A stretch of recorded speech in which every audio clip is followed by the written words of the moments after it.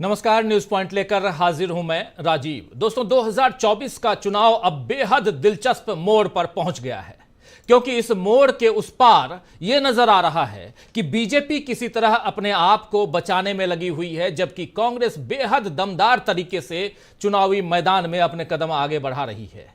अब इन चुनावों में सोनिया गांधी भी पूरी तरह सक्रिय दिख रही हैं। आज जयपुर में कांग्रेस के घोषणा पत्र को लेकर आयोजित एक रैली में सोनिया गांधी ने भी शिरकत की और वहां बेहद कड़े शब्दों में मोदी सरकार को चेतावनी दे दी कि यह देश किसी की जागीर नहीं है। सोनिया गांधी ने यह भी कहा कि मोदी जी खुद को महान मानकर देश और लोकतंत्र की मर्यादा का चीर हरण कर रहे हैं। विपक्षी नेताओं को डराने धमकाने और बीजेपी में शामिल कराने के लिए तरह तरह के हथकंडे अपनाए जा रहे हैं। आज हमारे देश का लोकतंत्र खतरे में है। आइए क्या कुछ कहा है सोनिया गांधी ने, सुन लेते हैं इस वीडियो में। सुनिए। देश के ऊपर हो जाने की बात सपने में भी नहीं सोची जा सकती। क्या कोई देश से बड़ा कोई हो सकता है? जो ऐसा सोचता है, देश की जनता, मेरी प्यारी बहनें, नौजवान, किसान, मजदूर, आदिवासी उसे सबक सिखा देते हैं। दुर्भाग्य से आज हमारे देश में ऐसे नेता सत्ता में विराजमान हैं। मोदी जी खुद को महान मानकर देश और लोकतंत्र की मर्यादा का चिरहरण कर रहे हैं। विपक्षी नेताओं को डराने धमकाने, भाजपा में शामिल कराने के लिए तरह तरह के हथकंडे अपनाए जा रहे हैं।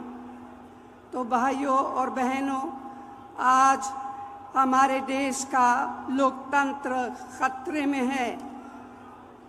मेहनत से कड़ी की गई लोकतांत्रिक संस्थाओं को राजनीतिक सत्ता का हथियार से बर्बाद किया जा रहा है। यही नहीं, हमारे संविधान को बदलने का षड्यंत्र रचा रहा है। पूरे तंत्र में भय बताया जा रहा है। यह सब क्या है? ये तो तानाशाही है और हम सब इस तानाशाही का जवाब देंगे। आज रोज की कमाई से खाने पीने का सामान तक। तो आज जयपुर में सोनिया गांधी का मौजूद होना यह बताता है दोस्तों कि इस बार के चुनाव में बीजेपी को हराने के लिए कांग्रेस पूरी तरह से तैयार है। जैसे 2004 में सोनिया गांधी ने बीजेपी का मुकाबला किया था, ठीक 20 साल बाद फिर उसी तरीके से सोनिया गांधी बीजेपी को चुनौती दे रही हैं और इस बार इंडिया गठबंधन उनके साथ है।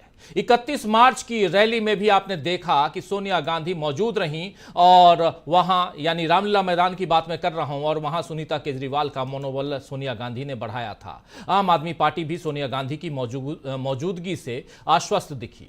राजनीति के ये बदलते नजारे बता रहे हैं कि देश में अब सत्ता में भी बदलाव आ सकता है। कांग्रेस ने अपने घोषणा पत्र को दिन में जयपुर में और जयपुर की जनता के बीच रखा 1 बजे दिन में, और शाम को जब इस वक्त हम ये कार्यक्रम आपके सामने पेश कर रहे हैं, तो उधर राहुल गांधी जो हैं हैदराबाद की जनता के बीच इसी घोषणा पत्र को रखने जा रहे हैं। जयपुर में सोनिया गांधी, प्रियंका गांधी और मल्लिकार्जुन खड़गे साथ साथ मौजूद थे, जबकि हैदराबाद में राहुल गांधी ने मोर्चा संभाला हुआ है। कुल मिलाकर कांग्रेस ने पहले ही अपने इस घोषणा पत्र यानी न्याय पत्र से धमाल मचा दिया है। न्याय पत्र इसलिए कह रहा हूं क्योंकि कांग्रेस पार्टी इसे न्याय पत्र ही कह रही है, और अब इस न्याय पत्र को वो जिस तरह जनता के बीच ले जा रही है, उससे बीजेपी बेचैन हो रही है। मोदी जिस तरह कांग्रेस के घोषणा पत्र को मुस्लिम लीग की छाप बता रहे हैं और लोगों से कह रहे हैं कि कांग्रेस ने देश को तोड़ने का काम किया है, उससे समझ आता है कि मोदी अब सियासत के बदले तेवर और जनता के बदलते मूड दोनों को समझ गए हैं। इसीलिए बौखलाहट में बेबुनियाद बातें किए जा रहे हैं। आइए जरा छोटी सी एक बाइट नरेंद्र मोदी जी की इसी घोषणा पत्र पर क्या कुछ कह रहे हैं, सुन लीजिए। जिस तरह का घोषणा पत्र जारी किया है, उससे साबित हो गया है कि आज की कांग्रेस आज के भारत की आशाओं, आकांक्षाओं से पूरी तरह कट चुकी है। कांग्रेस के घोषणा पत्र में वही सोच झलकती है जो सोच आजादी के आंदोलन के समय मुस्लिम लीग में थी।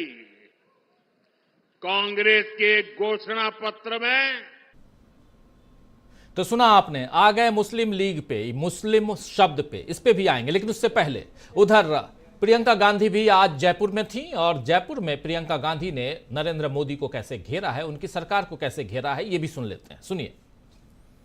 आज पूरे विपक्ष पर हमला है।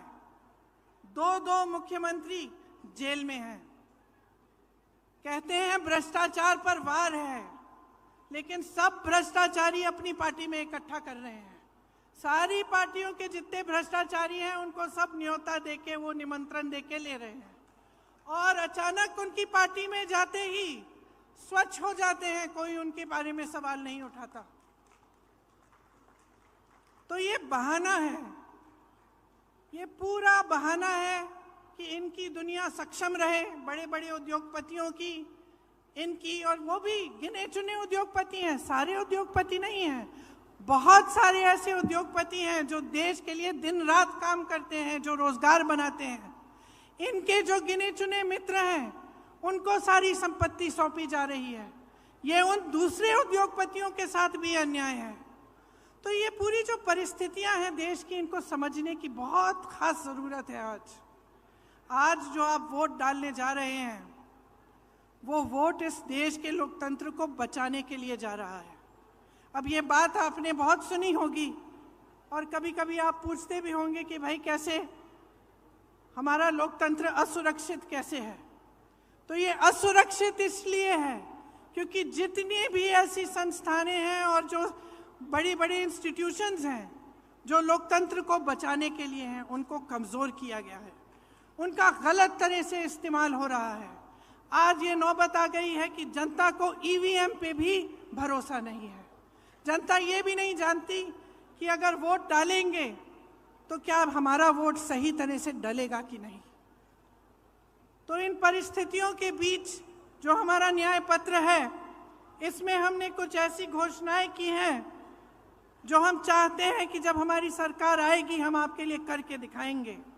इसका प्रमाण ये है कि हमने तो अपने घोषणा पत्र को रखते हुए इधर प्रियंका गांधी भी, आप जो ये बाइट देख रहे थे, ये जयपुर की बाइट, और उधर प्रधानमंत्री नरेंद्र मोदी को भी आपने सुना जो मुस्लिम शब्द पे आ गया, मुस्लिम लीग से मुस्लिम शब्द पे, और कहीं ना कहीं चोट गंभीर लगी है और कैसे लगी है उस पर हम चर्चा करेंगे। एक तरफ तो हम सियासी मैदान में दोनों दलों के नेताओं को देख रहे हैं। सोनिया गांधी को आपने देखा, प्रियंका गांधी को आपने सुना, और आपने सुना नरेंद्र मोदी को। एक उटपटांग बात दोस्तों चुनाव आयोग की तरफ से भी हुई है, की गई है।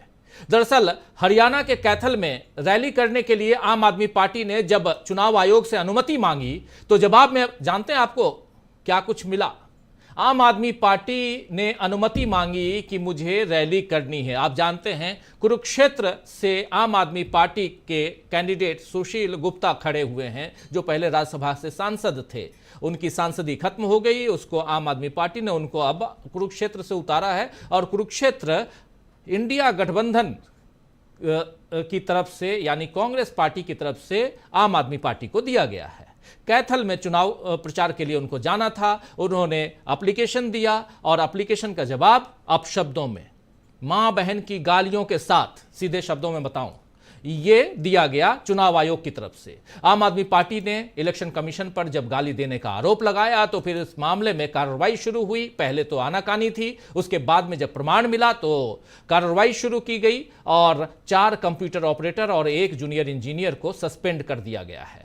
आम आदमी पार्टी ने इलेक्शन कमीशन के जवाब के स्क्रीनशॉट शेयर किए हैं, जिससे चुनाव आयोग भी अब घिर गया है। कहा जा रहा है कि उसकी वेबसाइट हैक हो गई थी, लेकिन सवाल यह है दोस्तों कि जब वेबसाइट हैक करने वालों ने आम आदमी पार्टी को ही आखिर अपशब्द क्यों दिए? ऐसे अपशब्द तो बीजेपी को भी दिए जा सकते थे, ऐसी गालियां किसी और दल को भी दिए जा सकते थे। आखिर आम आदमी पार्टी को ही, इंडिया गठबंधन के दल को ही ये गालियां क्यों दी गई? सवाल यह भी है कि चुनाव आयोग की वेबसाइट हैक हो गई तो फिर क्या ईवीएम को हैक नहीं किया जा सकता? यह भी बड़ा सवाल है।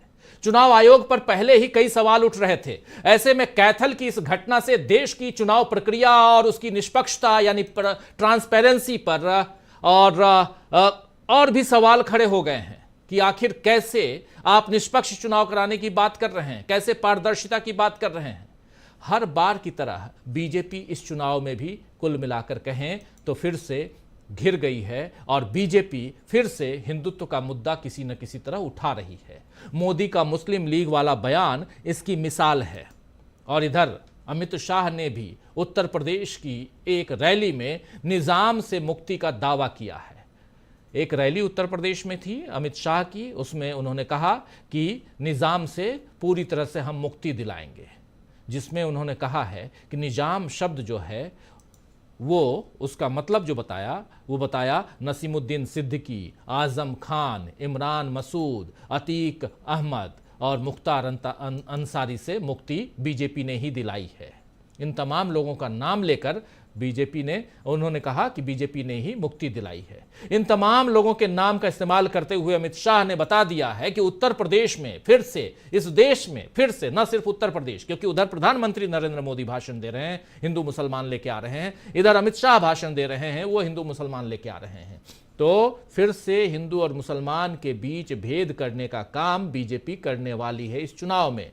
बीजेपी के इस एजेंडे का सच कांग्रेस पहले ही जनता के बीच रख चुकी है और अब अपने घोषणा पत्र से कांग्रेस ने लोकतंत्र और संविधान को बचाने की लड़ाई में जनता के साथ आने का, जनता को अपने साथ लाने की बात कही है। सोनिया गांधी का जो भाषण है, उस भाषण पर अगर गौर फरमाएं तो वो यही कहते हुए नजर आ रही हैं। और ये जो आप तस्वीर देख रहे हैं, ये तस्वीर सीधे आपको हम दिखा रहे हैं हैदराबाद से, जहां राहुल गांधी मंच पे पहुंच चुके हैं। जैसे ही राहुल गांधी भाषण देना शुरू करेंगे, उनके भाषण को भी आपको हम सुनाएंगे, आप तक पहुंचाएंगे। तो दोस्तों, आइए आज न्यूज पॉइंट में चर्चा करेंगे कि क्या सोनिया गांधी के चुनावी मैदान में उतरने से और परेशान होंगे मोदी? क्या कांग्रेस की हुंकार से अब और घबराएंगे मोदी और घबराएगी उनकी पार्टी बीजेपी? बहुत सारे सवाल हैं। लोकसभा चुनाव का क्या एजेंडा तय हो गया है? और इस एजेंडे में एक तरफ हिंदू और मुसलमान है तो दूसरी तरफ लोकतंत्र को बचाना है, संविधान को बचाना है का नारा है। इन तमाम बातों को आप देख लीजिए। ये लाइव तस्वीरें आपको सीधे हम पहुंचा रहे हैं हैदराबाद से, जहां एक शानदार, ये देखिए रैली, कितनी भीड़ है। इसको अगर आप स्क्रीन पे ले आइए, एक बार फुल स्क्रीन पे ले आइए, जरा दिखा दें हम क्या कुछ वहां चल रहा है। उसके बाद तमाम हमारे साथी जो जुड़े हुए हैं, पैनलिस्ट साथी उनके बीच चलेंगे। लेकिन यहां बहुत महत्वपूर्ण है क्योंकि इस रैली में, हैदराबाद की रैली में लाखों की संख्या में भीड़ जुटी हुई है, जनसैलाब दिखाई दे रहा है। और ऐसा ही जनसैलाब आज उधर जयपुर में था कांग्रेस की सभा में, जहां सोनिया गांधी और प्रियंका गांधी और मल्लिकार्जुन खड़गे थे। और यहां घोषणा पत्र, मैनिफेस्टो रिलीज ये हो रहा है। और रेवंत रेड्डी, आप जानते हैं तेलंगाना के मुख्यमंत्री, वो इस घोषणा पत्र को जनता के बीच फिर से रिलीज कर रहे हैं, जो कल यहां दिल्ली में रिलीज की गई थी। इस घोषणा पत्र के जरिए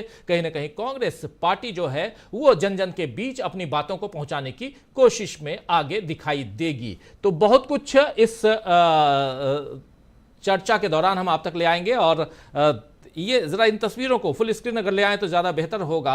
और क्या कुछ चल रहा है इस घोषणा पत्र के जरिए आप तक हम पहुंचाएंगे ही। और साथ में देखिए ये घोषणा पत्र, राहुल गांधी काफ़ी उत्साहित नजर आ रहे हैं अपने इस घोषणा पत्र से। इस घोषणा पत्र में राहुल गांधी घोषणा पत्र को लेकर रेवंत रेड्डी, उनके बगल में इधर राहुल गांधी के दूसरे साइड केसी वेणुगोपाल, महासचिव कांग्रेस पार्टी के, और यहाँ मल्लिकार्जुन खड़गे और राहुल गांधी की तस्वीर इस घोषणा पत्र पर। और ये घोषणा पत्र आप देख रहे हैं तेलुगु भाषा में यहाँ पे है, और वहाँ की अपनी भाषा, और उस भाषा को लेकर उसी भाषा में इस घोषणा पत्र को यहाँ लाए हुए हैं राहुल गांधी। तो ये मंच तैयार है और मंच पर जैसे ही राहुल गांधी का भाषण होगा आप तक पहुंचाएंगे। ये तस्वीरें आप देखिए, इन तस्वीरों को देख के आप समझ सकते हैं कि कितनी भीड़ है, कितनी बड़ी संख्या में लोग यहां मौजूद हैं, ये सब आप तक हम पहुंचाएंगे।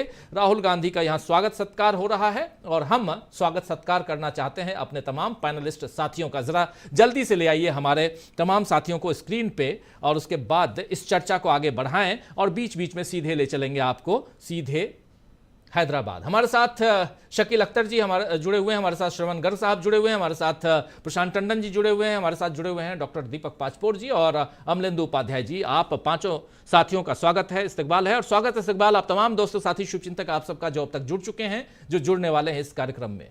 और सीधे शकील जी जरा आपके पास ही आना चाहता हूं। कांग्रेस की खबरें, अंदर की खबरें बहुत सारी आपके पास रहती हैं, इसलिए भी आपसे समझना कि एक बार जब यहां दिल्ली में घोषणा पत्र या न्याय पत्र कह लें, क्योंकि कांग्रेस न्याय पत्र नाम दे रही है तो न्याय पत्र ही हम कहें इस कार्यक्रम में, तो न्याय पत्र कांग्रेस कल लॉन्च कर दी थी। फिर ये किस स्ट्रेटेजी के तहत आज जयपुर और उसके बाद दिन में 1 बजे जयपुर और अभी हैदराबाद में ये लॉन्चिंग हो रही है। जयपुर में राहुल गांधी नहीं थे, वहां सोनिया और प्रियंका और खड़गे थे, लेकिन यहां हैदराबाद में राहुल गांधी नजर आ रहे हैं। जरा आपसे समझूं। राजीव जी, इसी स्ट्रेटेजी के तहत ये देश भर में इसको ले जा रहे हैं ताकि प्रधानमंत्री इस पर आए और प्रधानमंत्री बहुत जल्दी इस पर आ गए। ये कांग्रेस के लिए और इंडिया गठबंधन के लिए भी बहुत अच्छी बात है। प्रधानमंत्री जी क्या कह रहे थे कि आशाओं आकांक्षाओं से इस घोषणा पत्र में कांग्रेस कट गई है। तो घोषणा पत्र में क्या लिखा है? घोषणा पत्र में तो लिखा है कि 30 लाख सरकारी नौकरी सरकारी बनते ही हम फौरन दे देंगे। तो ये आशाओं आकांक्षाओं से कटना है।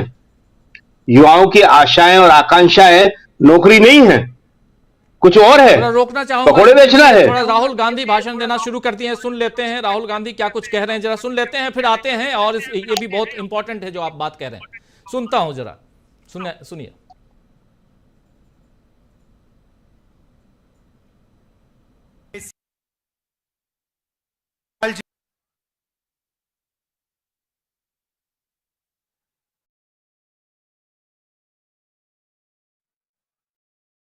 दीपादास मुंशी जी, रेवंत रेड्डी जी, विक्रमार्का भट्टीमालू जी, दामोदर राजा नरसिम्हा जी, उत्तम रेड्डी जी, स्टेज पे कांग्रेस पार्टी के वरिष्ठ नेता, हमारे प्यारे कार्यकर्ता भाइयों और बहनों, इसके मित्रों, आप सबका यहां बहुत बहुत स्वागत, नमस्कार। केसी वेणु, दीपा रेवंत రెడ్డి గారు, భట్టి విక్రమార్క గారు, దామోదర్ రాజ్ నరసింహ గారు, వేదిక మీద పెద్దలందరూ, నాకు ఎంతో ప్రియమైన కాంగ్రెస్ కార్యకర్తలందరూ, అక్కలు చెల్లెలు అన్నలు తమ్ముళ్ళు అందరికీ స్వాగతం పలుకుతున్నా। చాలా సంతోషం ఇక్కడ మీరు రావడాన్ని మనం చేస్తున్నారు। आज यहां हम कांग्रेस पार्टी का मैनिफेस्टो इनॉग्रेट करने आए हैं। मुझे याद है कुछ महीने पहले हमने तेलंगाना में आपसे वायदे किए थे, ऐसी ही मीटिंग थी, हमने अपनी गारंटीज की बात आपके सामने रखी। वही काम हम नेशनल लेवल के लिए आज कर रहे हैं। కొన్ని మాసాల కింద ఇక్కడే తెలంగాణ శాసనసభ ఎన్నికల ముందు మా గ్యారెంటీలు ఇక్కడే ఆవిష్కరించినాం। అదే విధంగా జాతీయ స్థాయిలో కాంగ్రెస్ మేనిఫెస్టో, జాతీయ స్థాయిలో కాంగ్రెస్ గ్యారెంటీలని ఈ పార్లమెంట్ ఎన్నికల ముందు మీ అందరి ముందు ఆవిష్కరించబోతున్నాను। जब हमने आपको गारंटीज दी थी, उन्हें हमने कांग्रेस पार्टी की गारंटी जरूर कहा था, अगर सचमुच में वो आपकी गारंटीज थी, आपकी आवाज थी। మేము ఇక్కడ చెప్పినప్పుడు అది కాంగ్రెస్ పార్టీ గ్యారంటీలు, కానీ అది మీ గ్యారంటీలు, మీ గొంతు వినిపించడం అని చెప్పి నేను మనవి చేస్తున్నాను. जब हमने 500 रुपए सिलेंडर की बात की थी, 200 यूनिट मुफ्त बिजली की बात की थी, गृह लक्ष्मी की बात की थी, फ्री बस ट्रैवल की बात की थी, तो वो हमने आपकी आवाज सुनकर गारंटीज निकाली थी.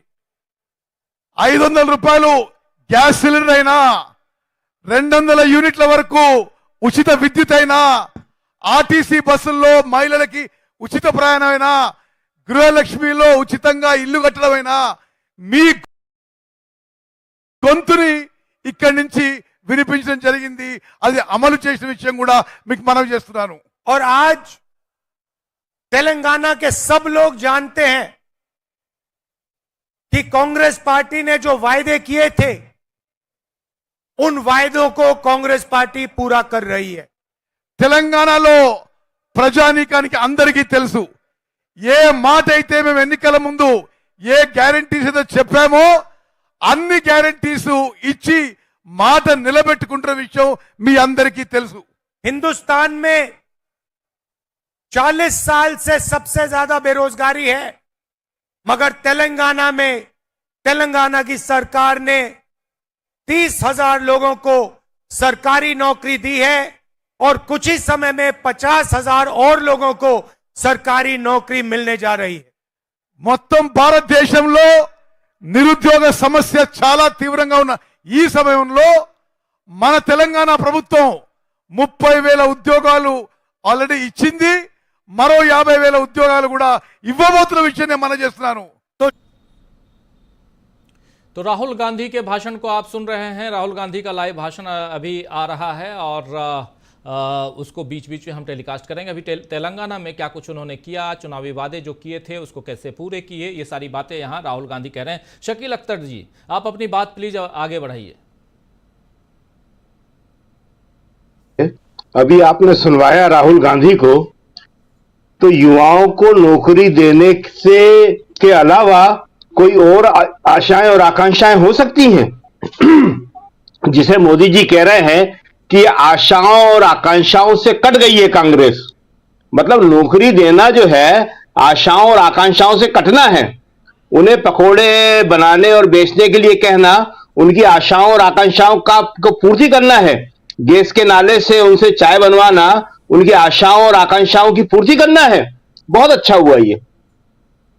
राहुल गांधी जो कह रहे थे कि हम यहां आए हैं इस घोषणा पत्र को लेके और ऐसे ही ये देश भर में जाने वाले हैं, तो मोदी जी पहले दिन ही उसके ऊपर आ गए और उन्होंने नौकरी, भूमिहीनों को जमीन, कक्षा 1 से लेकर कक्षा 12वीं तक निःशुल्क शिक्षा, जो शिक्षक हैं देश में उनसे गैर शिक्षण काम न करवाना, संविदा शिक्षण को खत्म करना, वैज्ञानिक सोच, इन सब के खिलाफ हिंदू मुसलमान का जहर फिर से फैलाना शुरू कर दिया है।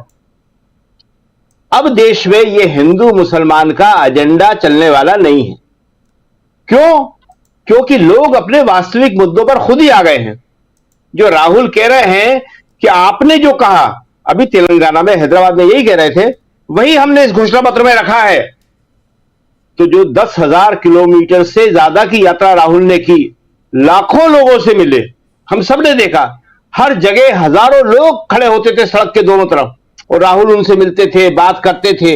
रात को जब यात्रा खत्म हो जाती थी तो 5-10 मिनट बात करते थे, उनकी बात सुनते थे। तो उसी में से लोगों ने जब ये बातें बताई, अपने दुख दर्द बताए, अपनी तकलीफें बताई और अपनी इच्छाएं और आकांक्षाएं बताई और ये बताया कि वो क्या चाहते हैं, तो उसी को राहुल गांधी कहते हैं कि हमने शब्द दे दिए और उसको अपने न्याय पत्र में लिख दिया। आप देखिए कि कितनी इंपॉर्टेंट बात है, कितनी मजेदार बात है कि इन लोगों के दिमाग में सिवाय झूठ, अफवाहें, हिंदू मुसलमान के अलावा कुछ और आता ही नहीं है।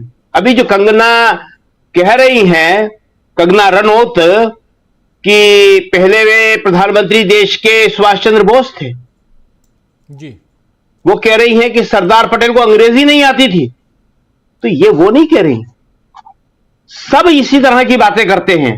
कंगना रनौत चूंकि नई है तो सार्वजनिक रूप से कहने लगी, लेकिन अपने आसपास या अंदर बात करते हैं तो यही करते हैं, लेकिन वो कभी कभी सामने भी आ जाता है। और कंगना जी क्या, खुद प्रधानमंत्री मोदी ने कहा था कि सरदार पटेल की अंत्येष्टि में नेहरू नहीं गए थे, इंटरव्यू में जी। अखबार में छपा था, बहुत बड़े अखबार में छपा था। फिर क्या हुआ, फिर लोगों ने वो सारे फोटो डाल दिए जिसमें सरदार पटेल की अंत्येष्टि में नेहरू जी शामिल थे। तो ये जो झूठ है, इसी के सहारे इन लोगों की ब्रेन वॉशिंग की जाती है और इस झूठ को अब देश की जनता ने पकड़ लिया है। देश की जनता इस झूठ में आने वाली नहीं है। राहुल गांधी क्या कह रहे थे, उन्होंने यही तो कहा ना कि हमने गैस सिलेंडर का वादा किया था, दिया ना आपको, हमने गृह लक्ष्मी का वादा किया था, दिया, बस में फ्री कहा था, महिलाओं को दिया, और 30,000 नौकरी तो हम दे चुके हैं। ये खाली तेलंगाना की बात कर रहे हैं वो, और 50,000 और देने वाले हैं, और पूरे हिंदुस्तान में 30 लाख नौकरी फौरन देने वाले हैं सरकार बनते ही। तो ये इससे बड़ी इच्छाएं और आकांक्षाएं जनता की क्या हो सकती हैं। ये बहुत बढ़िया है। 2009 का चुनाव अगर आपको याद हो, जिसमें बीजेपी बुरी तरह हारी थी, उसका जो पूरा नैरेटिव था वो यही था कि जगह जगह इन्होंने इंदिरा गांधी के और मनमोहन सिंह के खुद ही पोस्टर लगा दिए थे, और इंदिरा गांधी और मनमोहन सिंह पे अटैक कर करके सारा का सारा ध्यान जनता का केंद्रित सोनिया गांधी और मनमोहन सिंह पे कर दिया था। आज वो यही कर रहे हैं। बहुत अच्छी बात है, जितना प्रधानमंत्री जी और बीजेपी के लोग कांग्रेस के घोषणा पत्र पे बोलेंगे, उसके न्याय पत्र पे बोलेंगे, ये न्याय पत्र और दूर दूर तक जाएगा। अभी आपने बताया तेलुगु भाषा में, हमने कल कहा था सारी भाषाओं में इसका अनुवाद हो रहा है, हर भाषा में जाएगा। तो लोग अब खुद पढ़ने के लिए लालायित हो रहे हैं। अभी हमने देखा बहुत सारे लोग कह रहे हैं, कांग्रेस के नेताओं से भी कह रहे हैं, बाकी लोगों से भी कह रहे हैं कि साहब हमारे पास इसकी पीडीएफ फाइल पहुंचा दीजिए, साहब हमारे पास इसकी क्या एक प्रिंटेड कॉपी आ सकती है। कांग्रेस के दफ्तर में भीड़ लगी हुई है लोगों की इसकी प्रिंटेड कॉपी लेने के लिए, और सारे प्रदेश कार्यालयों में ये पहुंचाई जा रही है, जिला कार्यालयों में पहुंचाई जा रही है। तो ये जो घोषणा पत्र है, ये अपने आप में एक ऐसा डॉक्यूमेंट है जो अब लोगों को बताएगा कि जो हमने कहा था वो कांग्रेस ने अपने घोषणा पत्र में लिख दिया है, वो उसको रख दिया है। और अब ये देखना बड़ा इंटरेस्टिंग होगा कि जनता की इच्छा और आकांक्षाओं से कितना काट के बीजेपी अपना घोषणा पत्र ला सकती है। वो नौकरी की बात करेगी, बड़ा इंटरेस्टिंग होगा देखना करती है कि नहीं करती। वो ये बात करेगी कि कक्षा 1 से 12वीं तक सारे बच्चों को शिक्षा मुफ्त दे दी जाए, सरकारी स्कूल फिर से अच्छी स्थिति में शुरू हो सके, मिड डे मील जो है वो 12वीं क्लास तक दिया जाए। ये देखना बड़ा इंटरेस्टिंग होगा कि ये कैसे करते हैं और क्या करते हैं, या ये सारा का सारा चुनाव वापस काल्पनिक मुद्दों पे ले जाते हैं, एक झूठे नैरेटिव पे ले जाते हैं, और वही बातें करते हैं जो अभी ये कर रहे हैं कि घर में घुस के मारेंगे। चीन के बारे में लद्दाख में जो हो रहा है वो आंख खोल देने वाला है। वो आर्मी के जनरल बख्शी साहब जो हमेशा बीजेपी की तरफदारी करते थे, वो उनके शब्द क्या थे आज, वो कह रहे थे कि टीवी से इस खबर को गिराने से कुछ होने वाला नहीं है, तुम अगर लद्दाख की बात नहीं दिखाओगे इससे कुछ होने वाला नहीं है, चीन घुसा चला आ रहा है हमारे अंदर।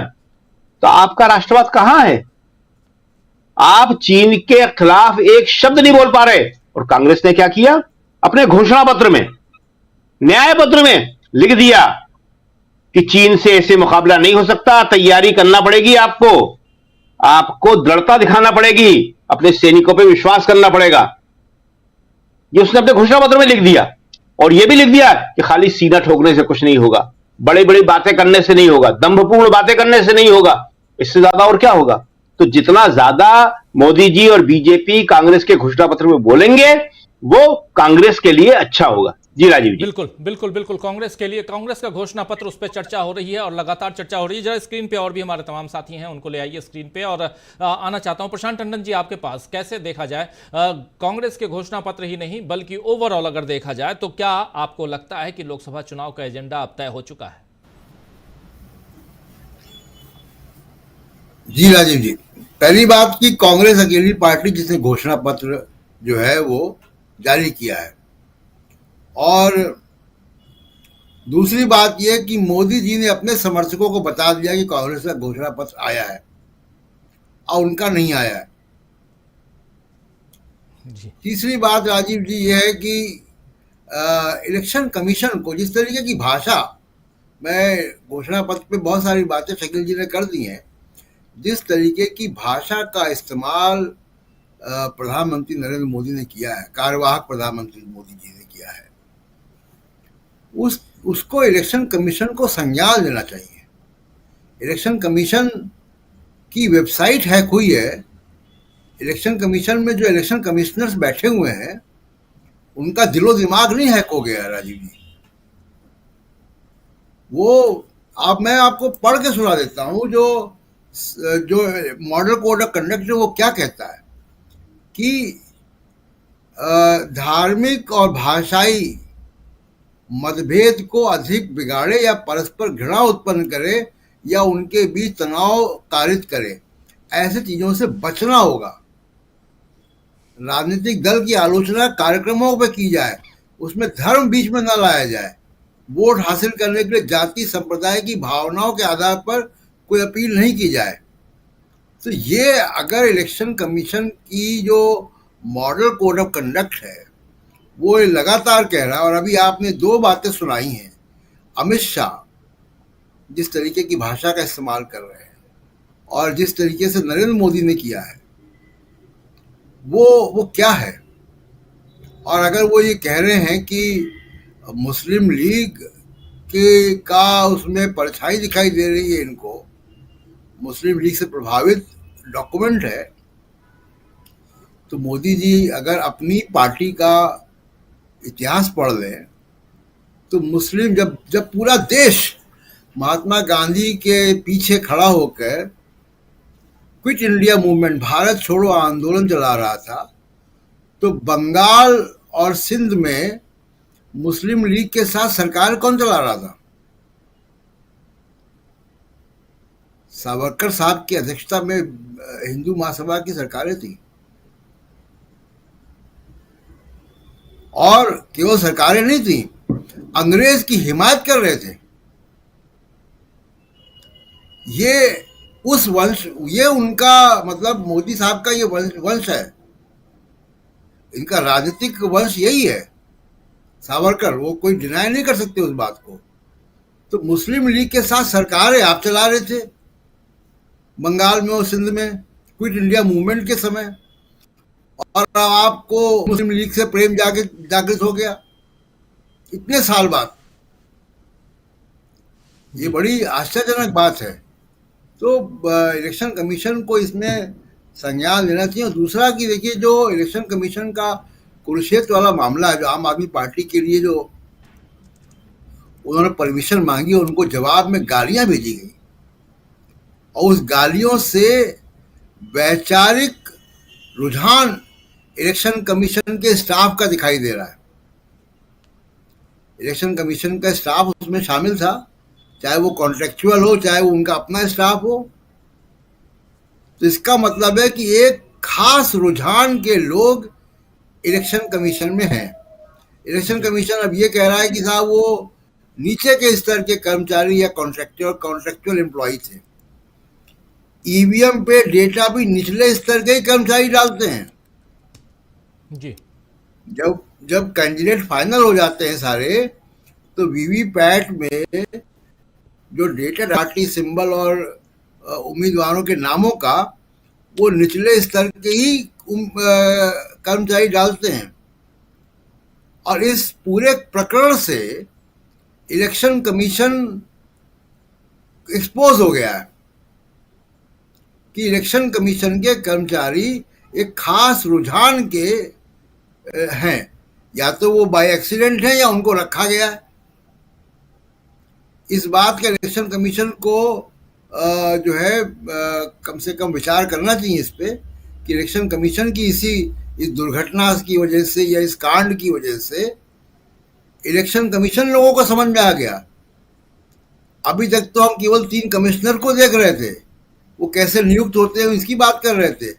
पूरा इलेक्शन कमीशन का कर्मचारी वर्ग जो है वो एक खास राजनीतिक रुझान का है। ये बहुत गंभीर बात है राजीव जी, जब चुनाव हो रहे हैं और उसके बीच में ये दुर्घटना होती है कि गालियां लिख के भेजी जाती हैं। ये गालियां बीजेपी के लोग भी तो अप्लाई करते हैं, उनको तो नहीं लिख के भेजी गई। बिल्कुल, वही बात, वही मैं भी तो पूछ रहा इसका था मतलब है कि परमिशन तो बीजेपी के लोग भी मांगते हैं ना, उनको आखिर गालियां नहीं, और आम आदमी पार्टी या दूसरे दलों के नेताओं को गालियां क्यों?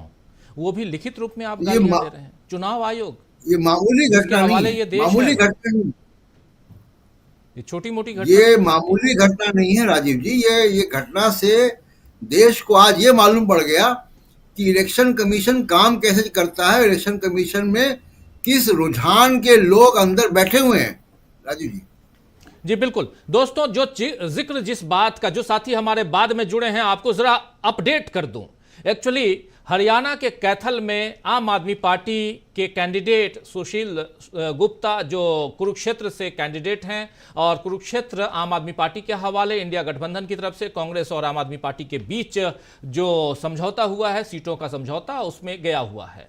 और वहां नवीन जिंदल जो कांग्रेस से गए हैं, वो सुशील गुप्ता के सामने हैं। सुशील गुप्ता ने कैथल में एक आम सभा करने के लिए चुनाव आयोग से परमिशन मांगी, और ये आजकल परमिशन ऑनलाइन मांगा जाता है, ऑनलाइन परमिशन आपको दे दिया जाता है उधर से चुनाव आयोग की तरफ से। चुनाव आयोग उस परमिशन की चिट्ठी में, जहां परमिशन ग्रांटेड और नहीं ग्रांटेड की बात होनी चाहिए, उस चिट्ठी में नीचे जो लिखता है वो मां की गालियां लिख करके भेज देता है, बिल्कुल रिटर्न में है। अब वो दिखाना नहीं चाहता हूं आप लोगों को, क्योंकि ये अपशब्द लिखना अच्छा नहीं है, दिखाना तो बिल्कुल ही अच्छा नहीं है। हम उस हद तक नीचे नहीं गिर सकते जिस हद तक चुनाव आयोग के कर्मचारी वहां गिरे। जब ये बात बाहर निकली और दूर तक गई, इसका विरोध हुआ, आम आदमी पार्टी ने प्रेस कॉन्फ्रेंस किए, ये सारे कागजात दिखाए, तब उसके बाद 4 कर्मचारियों को, 4 नहीं बल्कि 5 कर्मचारियों को, 4 ऑपरेटर्स, उनके कंप्यूटर ऑपरेटर्स और 1 इंजीनियर, इन 5 को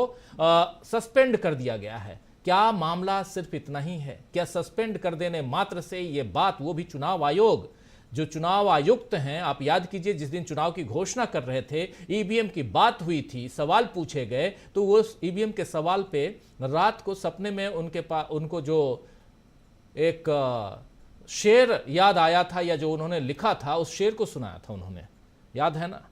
लेकिन वहां तक नहीं जाना चाहता हूं, इसलिए थोड़ी सी ये हम यहां पर तकलीफ व्यक्त कर रहे हैं, इसलिए क्योंकि ये चुनाव निष्पक्ष और पारदर्शी तरीके से करवाने की उम्मीद पूरे देश की जनता को है। लेकिन उसके बाद अगर आप कुछ अनुमति मांगने जाएं और आपको गालियां मिले, तो फिर चुनाव आयोग पर भरोसा कैसे किया जाए? उसी का जिक्र कर रहे थे हमारे साथी प्रशांत टंडन जी। आगे बढ़ें और जल्दी से पहले डॉक्टर दीपक पाचपोर जी के पास आता हूं, फिर श्रवण गर्ग साहब के पास आऊंगा, बहुत कुछ सुनना है उनसे भी। डॉक्टर दीपक पाचपोर जी, क्या आपको लगता है, एक तरफ अब न्याय पत्र आ चुका है, घोषणा पत्र आ चुका है कांग्रेस पार्टी का, और उसको जैसे शकील अख्तर जी कह रहे थे कि अलग अलग जगहों से, अलग अलग मंच से इस घोषणा पत्र को जनता के बीच, जन जन के बीच ले जाने की कोशिश में कांग्रेस पार्टी है। लेकिन क्या इस घोषणा पत्र के जरिए कांग्रेस पार्टी जो है उस मुकाम को हासिल कर पाएगी जहां से जीत दिखाई दे? और दूसरी बात कि इसी घोषणा पत्र पर, जैसे शकील जी के ही शब्दों में कहूं, उनके बाद फिर प्रशांत टंडन जी ने जो अपनी बातें रखी हैं, इसी घोषणा पत्र के जरिए कहीं ना कहीं प्रधानमंत्री नरेंद्र मोदी खुद घिरते हुए नजर आ रहे हैं और इस घोषणा पत्र का प्रचार करते हुए भी नजर आ रहे हैं। पब्लिसिटी आपकी जिस भी ढंग से हो, एंटी पब्लिसिटी ही क्यों ना हो, लेकिन पब्लिसिटी है वो, और उस लिहाज से क्या इस घोषणा पत्र को जन जन तक पहुंचाने का बीड़ा प्रधानमंत्री नरेंद्र मोदी ने भी उठा लिया है, ये माना जाए। लेकिन क्या चुनाव का एजेंडा इस घोषणा पत्र ने तय कर दिया है? ये भी एक सवाल है। इस सवाल पे जरा आपसे जवाब चाहता हूं, कुछ विचार चाहता हूं आपके। जी, ये जो न्याय पत्र है, देखिए इस समय भारत की जरूरत क्या है? भारत की सबसे बड़ी जरूरत है वो है न्याय। ये जो लड़ाई है, चाहे हम इसको लोकतंत्र वर्सेस तानाशाही कह लें या मोदी वर्सेस कांग्रेस कह लें, राहुल गांधी, जो भी बनाम आप कोई भी इसको डिफाइन करना चाहे 2024 के लोकसभा चुनाव को, वो आप कर सकते हैं। लेकिन असली लड़ाई जो मुझे लगती है वो है न्याय और अन्याय के बीच की लड़ाई है। एक ऐसा ही सरकार बैठी हुई है, एक ऐसा सत्ताधीश बैठा हुआ है जो हर क्षेत्र में, मानव व्यवहार के हर क्षेत्र में जो है वो जनता को अन्याय ही देने पर तुला हुआ है। वो चाहे आर्थिक अन्याय हो, चाहे वो सामाजिक अन्याय हो, चाहे वो राजनीतिक अन्याय हो।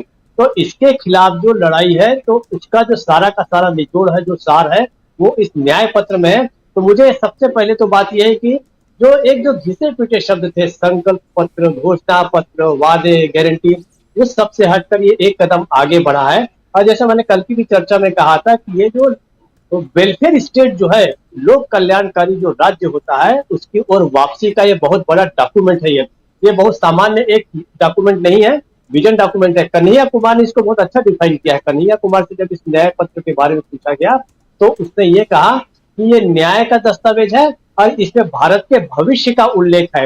ये कोई अगले 5 साल की कोई पंचवर्षीय योजना के लिए नहीं है, ये कोई अगले साल 2 साल के लिए नहीं है, ये केवल चुनाव जीतने के लिए नहीं है, बल्कि भारत का सारा भविष्य इस बात पर निर्भर करेगा कि आप इस न्याय पत्र को स्वीकार करते हैं या आप जो मोदी और भारतीय जनता पार्टी ने पिछले 10 सालों में जो अन्याय को जो पीक पर पहुंचाया है और जिसको बहुत सारे लोग बड़ा उसको स्वीकार कर रहे हैं ये मानकर, और वो उसमें वही वर्ग है जो मोदी के इस बातों को बड़े आसानी से पचा लेता है, विश्वास कर लेता है कि कांग्रेस का ये जो न्याय पत्र है वो जनता की आशाओं आकांक्षाओं से इसको काटने वाला न्याय पत्र है। तो भाई ठीक है, मोदी जी बताएं कि भारत की आकांक्षा क्या है। भारत की आकांक्षा क्या यही है कि वो लड़ते झगड़ते रहे, वो स्कूलों को बंद कर दे, वो अस्पतालों को बंद कर दे, रेलवे को घाटे में चलाए। अभी आपने को पता होगा कि छोटी मोटी और बहुत सारी ट्रेनों को एक तरह से बिल्कुल वाइंड अप करके फिर से कुछ वंदे भारत वगैरह जैसी कुछ बड़ी महंगी गाड़ियां लाई जा रही है, जबकि वंदे भारत जैसी गाड़ियां पहले से नुकसान में चल रही है, जिसको हम बहुत ही लग्जरी ट्रेन कह रहे हैं।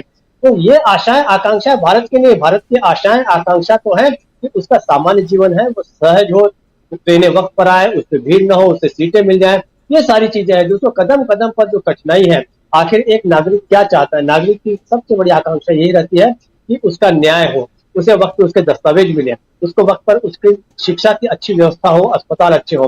तो ये जो 5 न्याय और 25 गारंटियां जो है वो उसी का पूरा एक दस्तावेज है। तो मुझे ऐसा लगता है, और हालांकि मुझे भी शंका थी कि किस प्रकार से कांग्रेस इसे लोगों तक पहुंचाने में कामयाब होगी या नहीं होगी, लेकिन यहाँ पर एक रणनीति बहुत अच्छी नजर आ रही है। जैसे कुछ लोगों ने जाकर उसको जयपुर में उसका उद्घाटन किया, इसके बाद राहुल गांधी हैदराबाद में उसको एक तरह से न्याय पत्र जो जनता के हाथ में सौंप रहे हैं।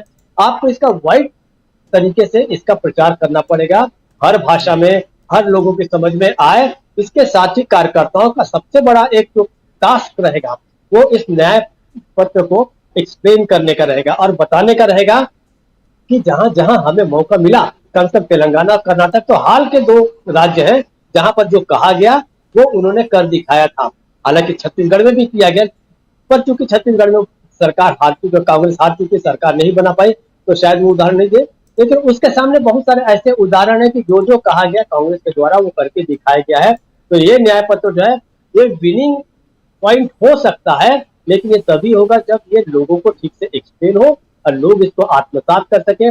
अगर देश ने इसको एक बार आत्मसात कर लिया तो शाइनिंग इंडिया की तरह ही इधर जो है फिर से जो है इस तथाकथित बहुत बड़े 5 ट्रिलियन इकोनॉमी वाले भारत की बात, या बहुत 2047 में बहुत बड़ा विकसित राज्य बन जाएगा, या 1000 सालों का मैं भविष्य बना रहा हूं, जैसी जो बहुत सारी बातें जो है मोदी ने कही थी, वैसा ही डिबेकल जो है, वैसा ही पराभव जो है, इस बहुत बड़े सपने को जो झूठा सपना है, गुब्बारा बनाया गया है, वो फूट सकता है। राजीव जी, मुझे लगता है कि एक विनिंग पॉइंट हो सकता है।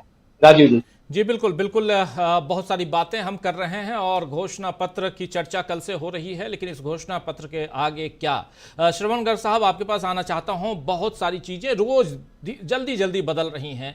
आम आदमी पार्टी में देखिए, वहां संजय सिंह बाहर आते हैं, उधर भी तहलका, एक हंगामा अंदर खाने उधर मचा हुआ। इधर कांग्रेस पार्टी में देखिए तो कांग्रेस न्याय पत्र अपना लाकर, घोषणा पत्र लाकर जनता के बीच जो पैगाम देने की कोशिश करना चाहती थी वो देती हुई नजर आ रही है। इस घोषणा पत्र का रिफ्लेक्शन क्या जन जन तक पहुंच रहा है, ये घोषणा पत्र, वो देखना। और साथ में क्या अब जबकि चुनाव सामने है, 17 तारीख को पहला मतदान है, क्या यहाँ से लगता है कि ये चुनाव अब इसका एजेंडा अब तय हो चुका है?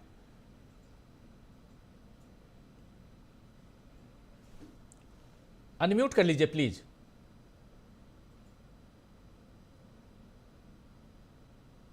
चुनाव का एजेंडा राजीव जी काफी पहले तय हो चुका था।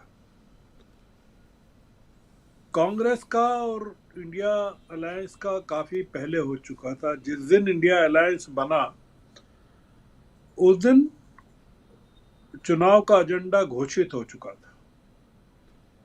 जो एजेंडा बदल रहा है हर दिन, वो भारतीय जनता पार्टी का बदल रहा है। प्रधानमंत्री को समझ में नहीं आ रहा है कि वो कहां से शुरू करें और कहां खत्म करें। हम लोगों को पता नहीं है, देश को अभी पता नहीं है कि प्रधानमंत्री ने कभी कोई चीज कागज या कोई चीज पढ़ी है कि सिर्फ सुनी है उनको जो कान में डाली गई है। प्रधानमंत्री ने ये जो घोषणा पत्र है, न्याय पत्र घोषणा पत्र है या मैनिफेस्टो है या न्याय दिलाने की जो बात है, जो प्रशांत जी बता रहे थे, उन्होंने पूरा पढ़ा, 45 पन्नों का बताया, उन्होंने एक एक चीज पढ़ी। आप क्या समझते हैं, प्रधानमंत्री के पास टाइम है या उनके पास रुचि है या वो चीजों को पढ़ते हैं, या प्रधानमंत्री ने पिछले 10 सालों में कोई किताब पढ़ी है क्या? अगर वो देश को बताएं, रिकमेंड करें कि उन्होंने कोई किताब पढ़ी है। प्रधानमंत्री पढ़ते नहीं हैं, उनको जो सुनाया जाता है कान में वो बोलते हैं।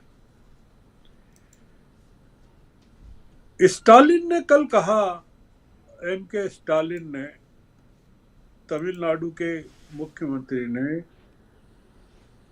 कि देश जो है दूसरी आजादी की लड़ाई लड़ रहा है।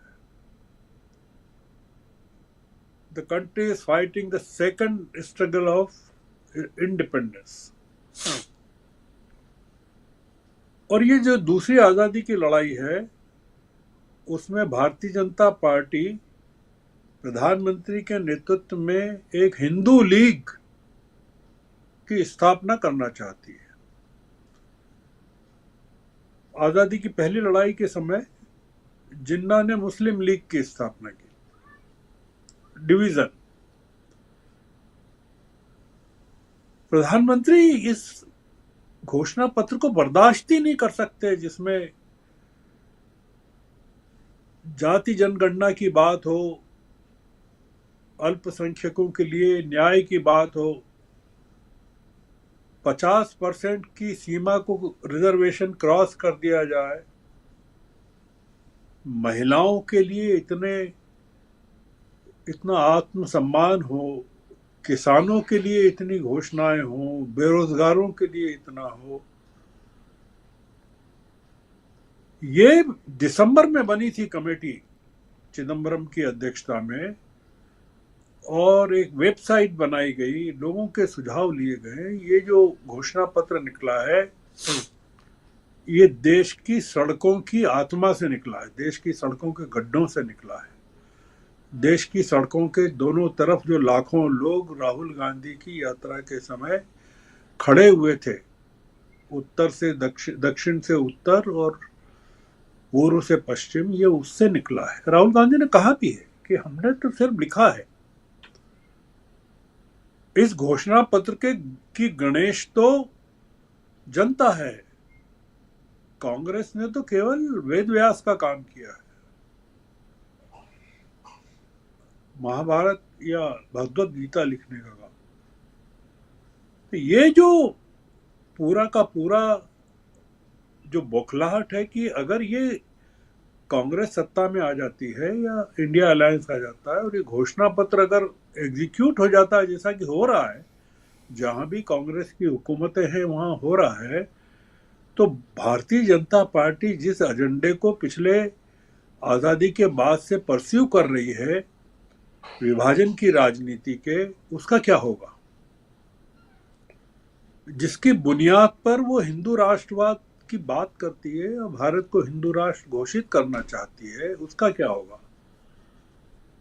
जिस बुनियाद पर भारतीय जनता पार्टी का सांसद कहता है कि हमको 400 सीटें इसलिए चाहिए कि हम संविधान बदल सकें, उसका क्या होगा? इस घोषणा पत्र, ये जो घोषणा पत्र है, ये तो संविधान बचाने का और लोकतंत्र बचाने का घोषणा पत्र है। तो इस घोषणा पत्र को लेकर अगर प्रधानमंत्री इतने ज्यादा उत्तेजित हैं और वो विभाजन की राजनीति कर रहे हैं, और उनको इसमें मुस्लिम लीग नजर आ रही है, तो आप समझ सकते हैं कि आप प्रधानमंत्री के 4-5 स्थानों के भाषण सुन लीजिए, जो उन्होंने मेरठ में दिया, जो उन्होंने रुद्रपुर में दिया, जो उन्होंने अभी बंगाल में दिया, जो उन्होंने तेलंगाना में दिया था। पूरा का पूरा जो उनका फोकस है वो विभाजन है, विभाजन के अलावा कुछ नहीं है। वो बंगाल जाते हैं तो संदेश खाली की बात करते हैं, वो विभाजन की राजनीति करते हैं। महात्मा गांधी जाते हैं बंगाल के नोआखली में तो मरहम लगाने की बात करते थे। वो 4 महीने महात्मा गांधी रुके वहां नोआखली में, और ये संदेश खाली को भारतीय जनता पार्टी आजादी के बाद का नोआखली बनाना चाहती है। तो देश की जनता समझ रही है। वो जैसा इन्होंने कहा, शकील जी ने कहा, लोग तंग आ गए हैं। ये पीछे पड़ गए हैं ना राहुल गांधी और गांधी परिवार के। लोग कहते हैं कि इनके पास कुछ है नहीं क्या, कंटेंट नहीं है क्या। यह एक ही फिल्म का वो उसको बार बार अलग अलग, जैसे फिल्मों में बनते हैं ना कि एक ही फिल्म के टाइटल को अलग अलग शीर्षकों से सिंघम 1 और सिंघम 2 और सिंघम 3 जो बनते हैं, ये मोदी 1, मोदी 2 और अब मोदी 3 बन रहा है। एक ही हीरो है, और इसमें फिल्मों में तो कथानक भी बदलते हैं, इसमें तो कथानक भी नहीं बदल रहा है।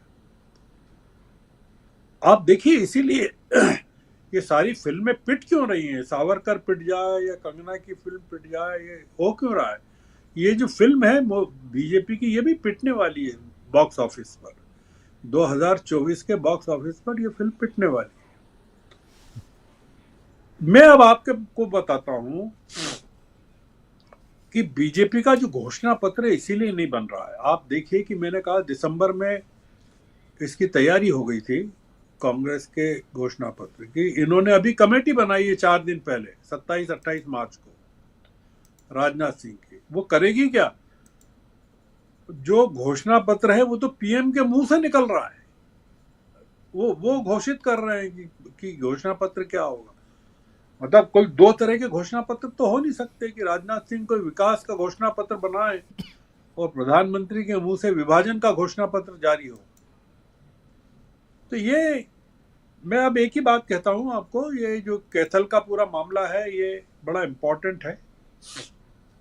इसलिए इम्पोर्टेंट है कि दुनिया के अमीरों में जिनकी गिनती है सावित्री जिंदल, उनके परिवार का प्रतिनिधि कुरुक्षेत्र से खड़ा हुआ है। अमीर जो बिल्कुल अरब खरबपति जो परिवार है। और नवीन जिंदल फंसे हुए हैं कोयला घोटाले में, जो झारखंड की खदान का पूरा मामला है, और जिसके कारण वो कांग्रेस छोड़कर उनको बीजेपी में शामिल होना पड़ा, और अगले दिन उनको टिकट मिल गया। ये जो कुरुक्षेत्र है ना, ये रिप्रेजेंटेटिव है कि जो 2024 का जो कुरुक्षेत्र है उसमें जीत किसकी होनी है। उसमें धन की, बल की, बाहुबल की, इलेक्शन कमीशन ने सिद्ध क्या किया है कुरुक्षेत्र में या कैथल में। उसने ये सिद्ध किया है कि वो सत्ता के साथ है। वो उसका काम बीजेपी को या बीजेपी के उम्मीदवार को जिताना है। ये सिद्ध हुआ कुरुक्षेत्र में। और आप कल्पना कीजिए कि अगर नवीन जिंदल हार जाते हैं कुरुक्षेत्र से, आप कल्पना तो करें कि देश का सबसे अमीर घराना, दुनिया के लोगों में जो सबसे धनाढ्य महिलाओं में जिनकी गिनती होती है, उसका उनका परिवार का आदमी हार जाए तो आप कल्पना कर सकते हैं कि क्या होगा। तो ये एक चीज, बस आखिरी चीज, ये आपके डीबी लाइव के माध्यम से कहना चाहता हूँ, शकील अख्तर जी हैं, कांग्रेस में उनकी पेठ है कि राहुल गांधी के नाम की या राहुल गांधी की फैशन की कांग्रेस को टी शर्ट जारी कर देना चाहिए देश के नौजवानों के लिए, और वो शकील साहब पहुंचा दें वहां कि लाखों की संख्या में, करोड़ों की संख्या में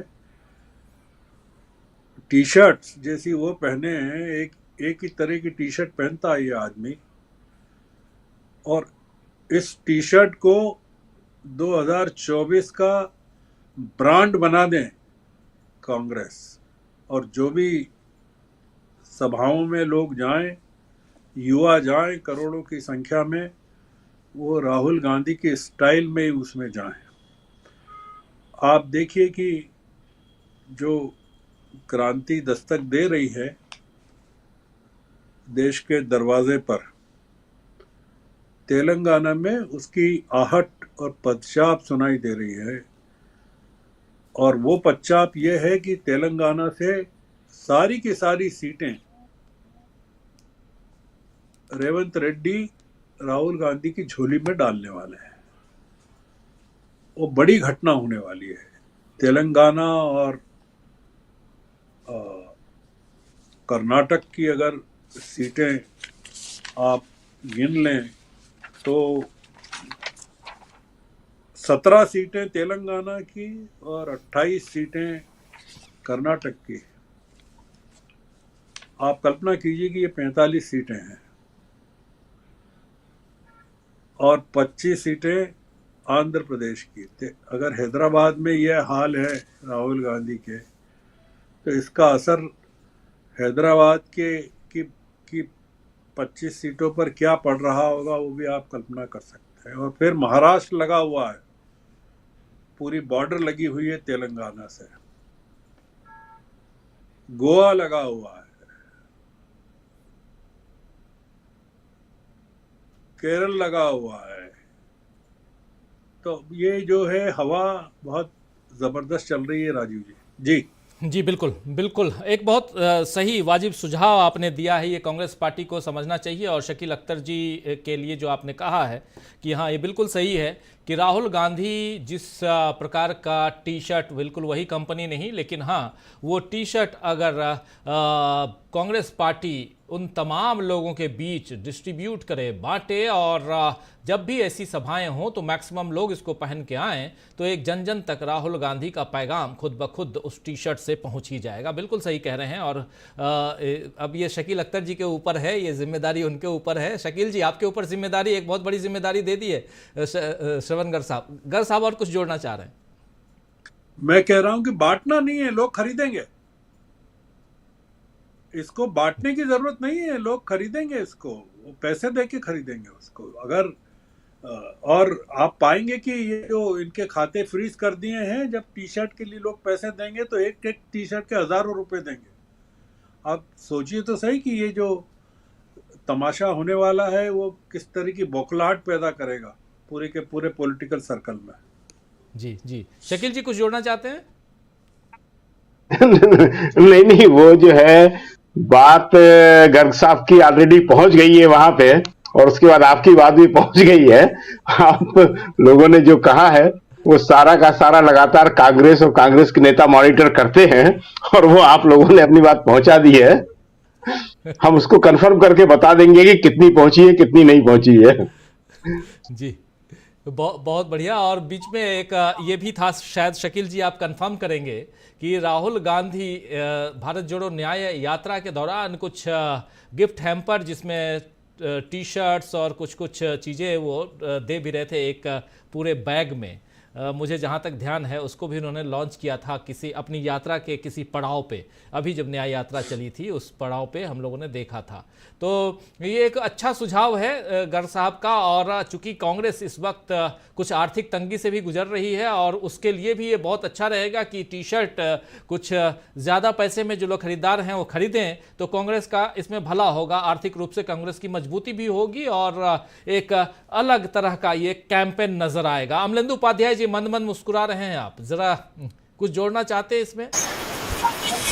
जी राजीव जी, कांग्रेस ने असल में जब ये अपना ड्राइव किया था चंदे का, उसके बाद ही जो था एक उन्होंने जारी किया था कि उसमें कुछ गिफ्ट हैम्पर्स थे, उसमें टी शर्ट भी शामिल थी कि लोग उसको खरीद सकते हैं। तो अब पता नहीं कि वो जा पाया जनता के बीच कितना गया कितना नहीं गया। शायद कुछ लोगों ने खरीदी अवश्य है, क्योंकि वो उनकी यात्रा में भी वो दिखाई पड़े थे कुछ इस तरीके की चीजें कि किस तरीके से दिखाई पड़ी हैं। तो ये बात सही है कि उसको व्यापक पैमाने पर अगर लोगों के बीच पहुंचाया जाएगा तो उसका एक असर पड़ता है।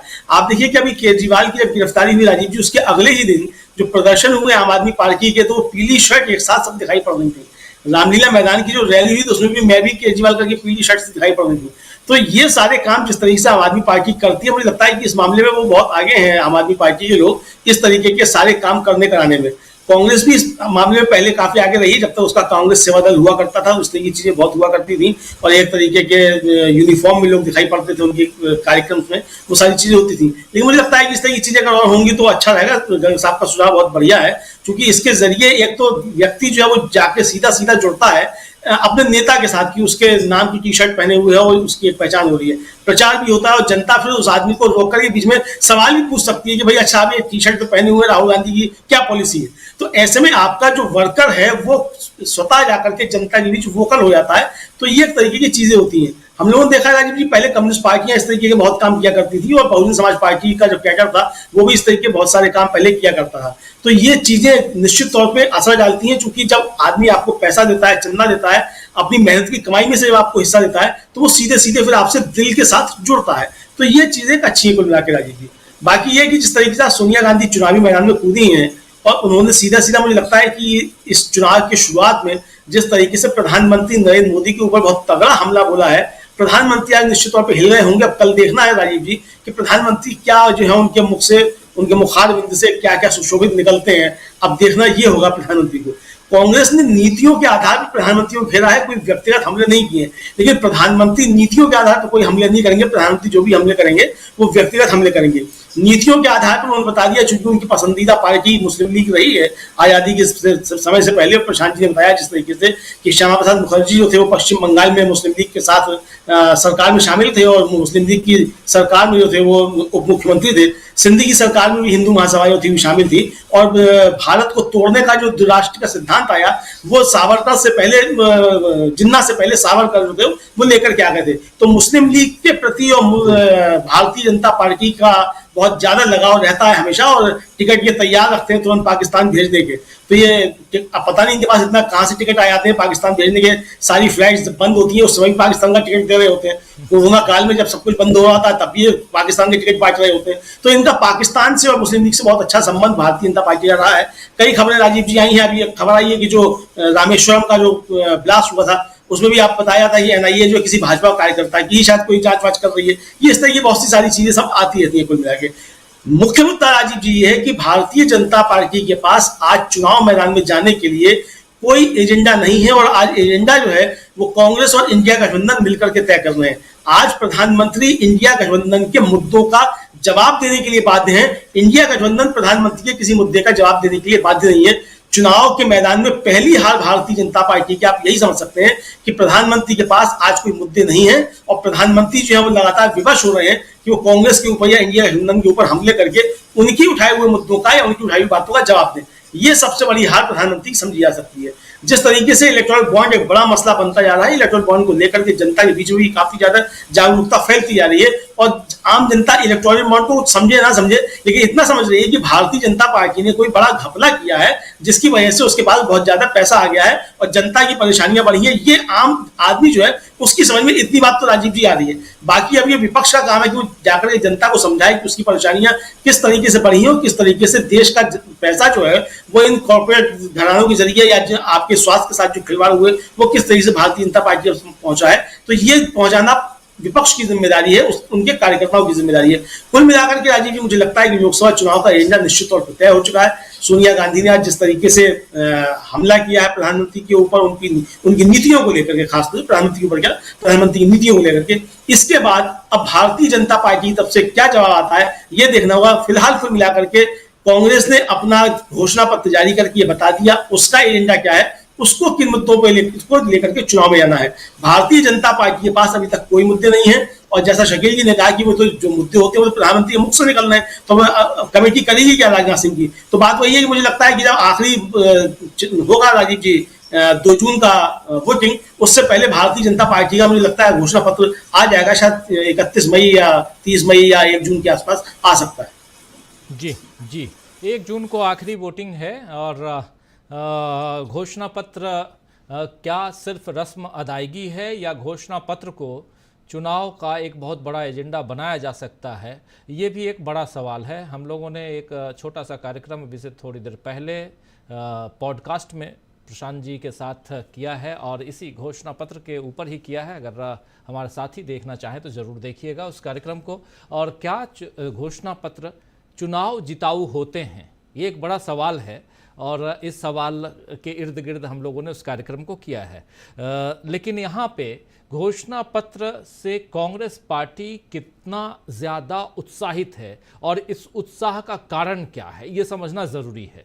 और शकील अख्तर जी, फिर से इस दूसरे पड़ाव में आपसे ये ज़रूर समझना चाहूँगा कि घोषणा पत्र से, क्योंकि एक घोषणा पत्र आप देखते हैं, हम लोगों ने भी लगातार देखा कि होता ये है कि अपने मुख्यालय में पार्टियां अपने घोषणा पत्र को रिलीज कर देती हैं, उसके बाद फिर अपना चलता रहता है प्रचार कार्य। लेकिन घोषणा पत्र को आप कल रिलीज करते हैं यहाँ AICC यानी दिल्ली अपने मुख्यालय में, उसके बाद आज उसी घोषणा पत्र को आप जनता के बीच एक जनसभा करके जयपुर में रिलीज करते हैं। अभी हम लोगों ने देखा कि हैदराबाद में वो कार्यक्रम चल ही रहा है, राहुल गांधी ने रिलीज किया अलग अलग भाषाओं में। आप जैसा बता रहे हैं कि अलग अलग भाषाओं में होगा, अभी हम लोगों ने उसे तेलुगु में देखा। तो क्या ये इतना ज़्यादा उत्साह क्यों यहाँ घोषणा पत्र के इर्द गिर्द कांग्रेस पार्टी जो है इस चुनाव को ले जाते हुए क्यों दिखाई देती है? शकील अख्तर जी। राजीव जी, 2-3 बातें हो गई हैं। सबसे पहले तो हम ये कह रहे हैं कि जो लोग सस्पेंड हुए हैं कैथल के मामले में, हरियाणा के मामले में, क्या वो गिरफ्तार हुए? इस तरह की गाली देना, इस तरह की भाषा लिखना, ये भारतीय दंड संहिता के अंतर्गत अपराध है और उनको चुनाव आयोग को फौरन निर्देश देना चाहिए कि इन लोगों के खिलाफ मामला दर्ज किया जाए और इन लोगों को अरेस्ट किया जाए और इनसे पूछताछ की जाए कि उन्होंने ऐसा क्यों किया। दूसरी बात, अनिल मसीह ने माफी मांगी है चंडीगढ़ के मामले में, तो क्या अनिल मसीह की माफी के बाद उसके ऊपर मुकदमा चलेगा? ये सारी चीजें लोकतंत्र को किस तरह से खराब किया जा रहा है, किस तरह से उसकी हत्या की जा रही है, इससे जुड़ा हुआ है। और तीसरी बात इसी में कि क्या खजुराहो के मामले में कोई चुनाव आयोग जांच कर रहा है? जो चुनाव अधिकारी होता है, जो नामांकन पत्र लेता है, वो डाकिया नहीं होता है, वो DM होता है, डिस्ट्रिक्ट मजिस्ट्रेट होता है। उसका काम होता है कि देखना, वो वहां पे अपने सामने साइन करवाता है उम्मीदवार के। तो ये सारे के सारे मामले जो हैं, ये बहुत ही गंभीर मामले हैं और इसमें कैथल के मामले ने आके ये बता दिया कि ये सब क्या हो रहा है, क्यों हो रहा है और कहां से हो रहा है। नेक्स्ट, ये प्रधानमंत्री जी जो कह रहे हैं वो बड़ी मजेदार बातें हैं और ये बता रही है कि प्रधानमंत्री जी किस तरह से डिरेल हो चुके हैं, अपने रास्ते से भटक चुके हैं और किस तरह से उनकी समझ में नहीं आ रहा है कि क्या बोलना है और क्या नहीं बोलना। 10 साल तक प्रधानमंत्री जी ने अपना एजेंडा चलाया, 10 साल। और अब वो क्या कह रहे हैं कि ये तो ट्रेलर था, कल कह रहे हैं कि ये तो स्टार्टर था।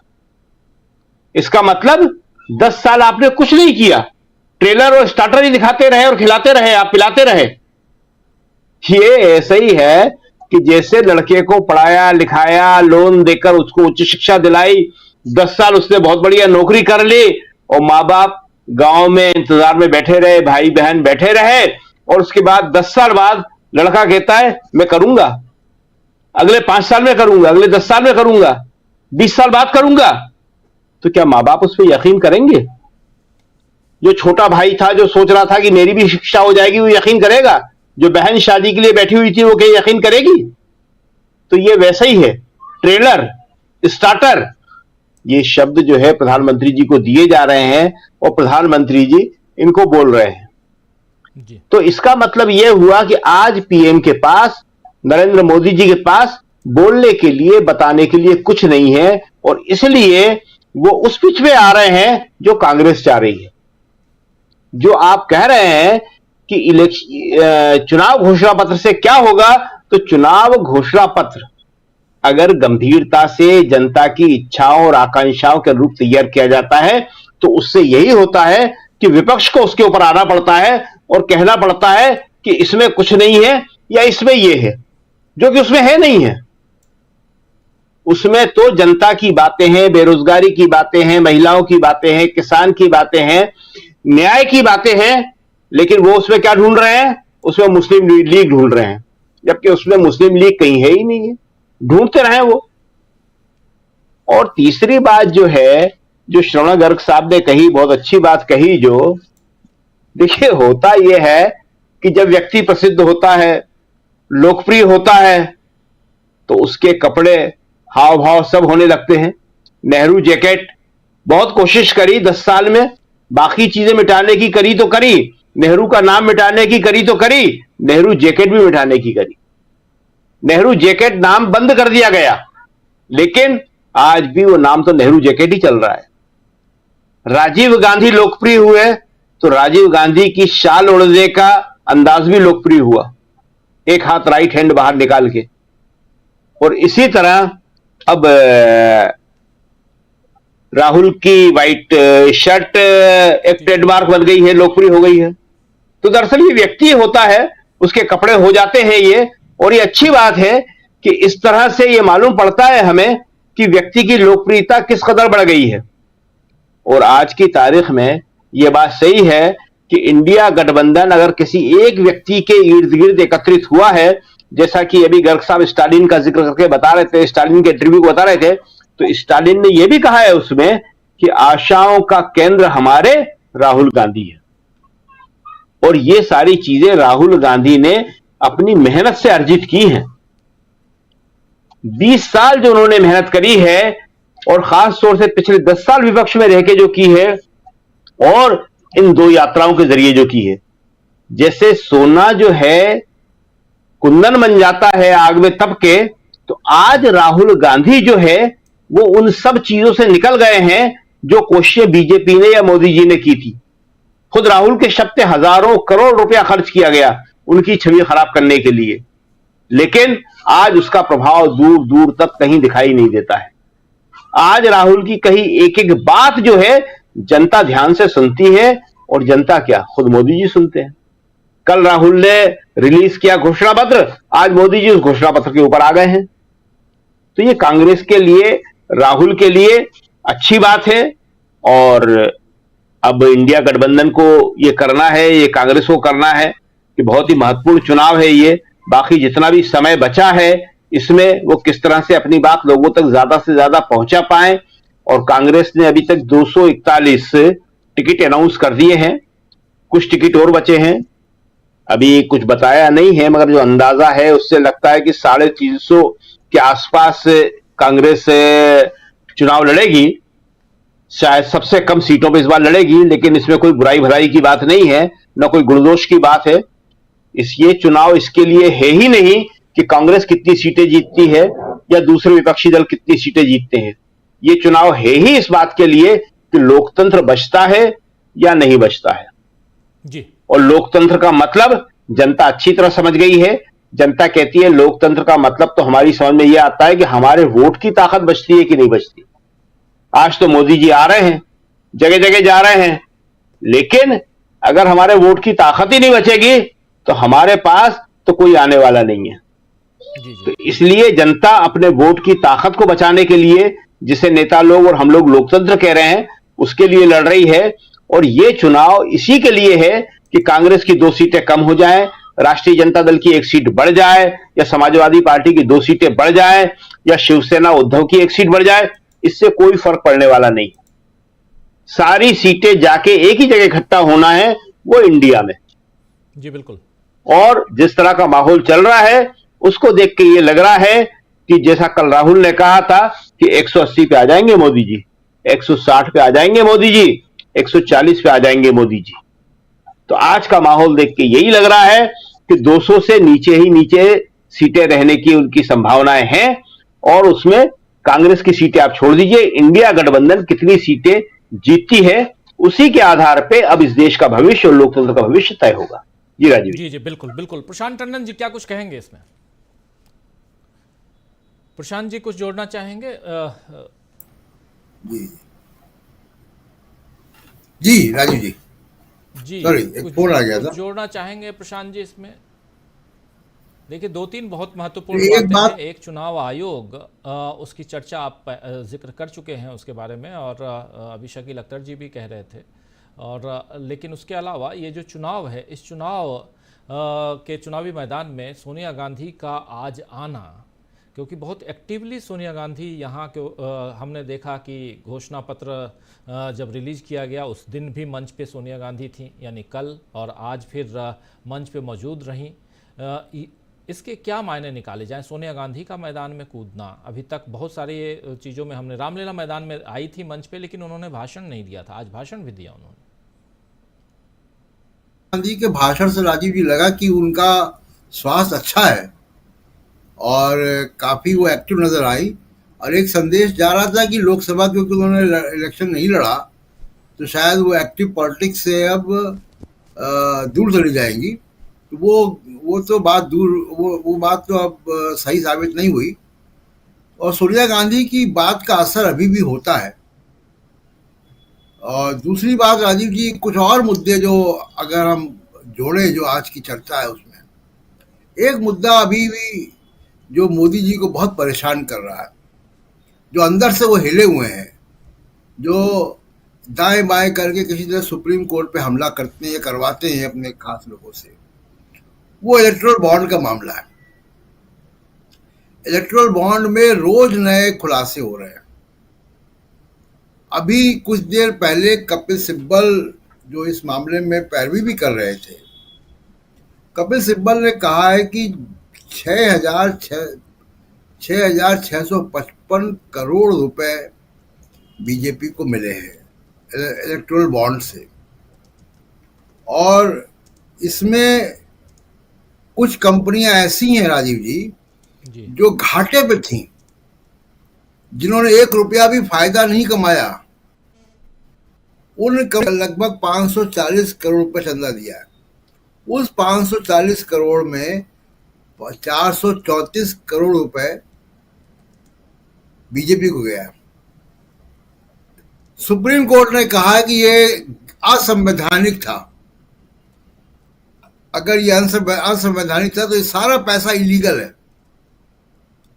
कांग्रेस का पैसा तो आपने बैंक अकाउंट खाते सील कर दिए, बीजेपी के कब सील करेंगे आप? मोदी जिस मंच से मुझे याद कर रहे हैं, वो मंच भी उसी इलेक्टोरल बॉन्ड के पैसे से बना है। तो इलेक्टोरल बॉन्ड के मामले पे ईडी गई क्या सीबीआई गई, क्या इनकम टैक्स गया? कब ये पैसा इलीगल करार दिया जाएगा? मुझे लगता है कि सुप्रीम कोर्ट इसमें जो है संज्ञान लेगा। और एक और जो घोटाला अनफोल्ड हो सकता है, आरटीआई के तमाम सारे जो चिट्ठियां जा रही उससे लग रहा है, वो पीएम केयर्स फंड का है। और पीएम केयर्स फंड भी इलेक्टोरल बॉन्ड से कम जिसको कहे कि बड़ा घोटाला नहीं होगा, वो भी बड़ा घोटाला निकलेगा, क्योंकि उसमें पारदर्शिता बिल्कुल नहीं है। आरटीआई लोग डाल रहे हैं और ये कहा जा रहा है उनको कि साहब ये जो है ये पब्लिक फंड नहीं है। पब्लिक फंड नहीं है तो पब्लिक सेक्टर के CSR इसमें क्यों जा रहे हैं? पब्लिक फंड नहीं है तो इसका ऑफिस जो है वो वो लोक कल्याण मार्ग क्यों है? प्रधानमंत्री का निवास क्यों है? पब्लिक फंड अगर ये नहीं है तो उसकी वेबसाइट जो है वो NIC क्यों चलाता है? तमाम सवाल खड़े हो रहे हैं और मुझे लगता है कि इलेक्शन में ये जो मुद्दे हैं जो सीधा प्रधानमंत्री की तरफ उंगलियां उठती हैं, ये मुद्दे भी बड़े मुद्दे हैं और इसमें उनको अपने आप को बचा पाना बड़ा मुश्किल होगा जनता के बीच में। और सबसे बड़ा तो इलेक्टोरल बॉन्ड का मुद्दा है। और अब ये चर्चा भी अब लीगल सर्किल में घूम रही है, कानूनी दायरों में घूम रही है कि ये जो बीजेपी को पैसा मिला है 6,655 करोड़ रुपए इलेक्टोरल बॉन्ड से, जिसकी एक वसूली का पैटर्न भी दिखता है कि कब ईडी छापा मारता है, कब बिजनेसमैन बॉन्ड खरीदता है, कब बिजनेसमैन बॉन्ड खरीदता है तो कब उसको ठेका मिलता है। ये पूरा चेन जो है हम लोगों को दिखाई दे गई है। इसमें ईडी, CBI, इनकम टैक्स कब जाएगा? ये सवाल अब सुप्रीम कोर्ट तक पहुंचेगा राजीव जी। जी, बहुत सारे सवाल पहुंचेंगे। सुप्रीम कोर्ट पर सबकी निगाहें टिकी हुई हैं और उसमें भी कुछ के बेल पिटीशन हैं तो कुछ और भी याचिकाएं दायर की गई हैं और आने वाला जो सप्ताह है वो बहुत ही इम्पॉर्टेंट है। यहाँ EVM पर भी, वीवीपैट पे भी अगले सप्ताह कमिंग वीक मंगलवार या बुधवार को इस पर भी सुनवाई होनी है। ADR की याचिका लगी हुई है, आप याद कीजिए, और जिसमें कहा गया है सुप्रीम कोर्ट की तरफ से कि मंगलवार या बुधवार को हम इस पर सुनवाई करेंगे। तो बहुत कुछ आने वाले समय में और सबकी निगाहें इस बात पर टिकी हुई हैं कि क्या 100% वीवीपैट की काउंटिंग होगी और क्या आप जब बटन दबाते हैं तो पर्ची जो आपको दिखाई देता है वीवीपैट में, वो पर्ची क्या आपके हाथ में आएगी और उसको आप क्या किसी बॉक्स में डालेंगे और उस बॉक्स की काउंटिंग होगी? ये सारे सवाल, क्योंकि काउंटिंग का दिन जो है वो 4 जून है, इसलिए ये सवाल अभी चलते रहेंगे और उधर सुप्रीम कोर्ट में इस पर सुनवाई भी होती रहेगी। तो बहुत सारी चीज़ें EVM को लेकर और चुनाव सुधार को लेकर घोषणा पत्र में भी कांग्रेस पार्टी ने जो बातें कही हैं, जिसका जिक्र अभी कर रहे थे हमारे साथी प्रशांत टंडन जी। श्रवण गर्ग साहब, आपके पास आऊँगा क्लोजिंग कमेंट के लिए। बहुत सारी बातें हम कर रहे हैं, इसमें कुछ और बातें मैं जानता हूँ कि आप जोड़ना ज़रूर चाहेंगे, थोड़ा उन बातों को जोड़िए। और साथ साथ सोनिया गांधी का एक्टिवली इस चुनावी मैदान में आना, इसके क्या मायने देखे जाएं और क्या यहाँ कांग्रेस सिर्फ और सिर्फ सोनिया गांधी के इस चुनावी मैदान में आने से, उनके भाषण देने से, क्या कांग्रेस की मजबूती यहाँ और बढ़ती हुई नजर आती है?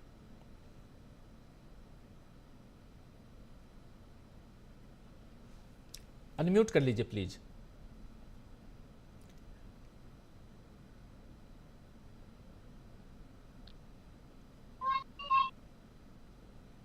आवाज आपकी नहीं आ रही है जी, गर्ग साहब, आवाज नहीं आ रही है आपकी।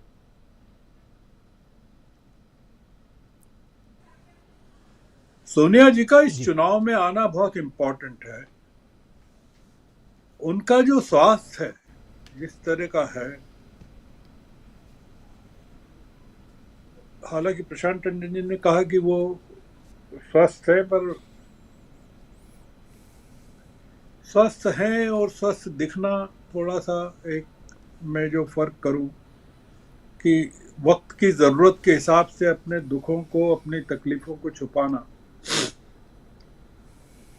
उनके लिए अब 5 साल प्रतीक्षा करना संभव नहीं है राजीव जी, कि 2029 की वो प्रतीक्षा करें। और ये चुनाव बहुत महत्वपूर्ण है, सबसे महत्वपूर्ण है। भारत के आज़ादी के बाद से ये सबसे महत्वपूर्ण चुनाव होने जा रहा है। भारतीय जनता पार्टी या मोदी जी को सिर्फ 272 चाहिए, या 272 नहीं भी चाहिए तो 220, 230 भी मिल जाए तो वो जोड़ तोड़ करके उनको सिर्फ सरकार बनाना है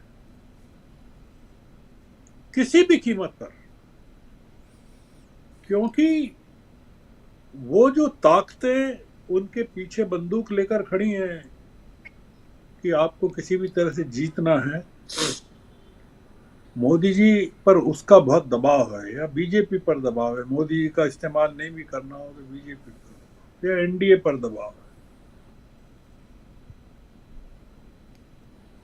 अगर सत्ता में आ गई बीजेपी तो ये सब जितना आपको दिख रहा है सब समाप्त हो जाएगा।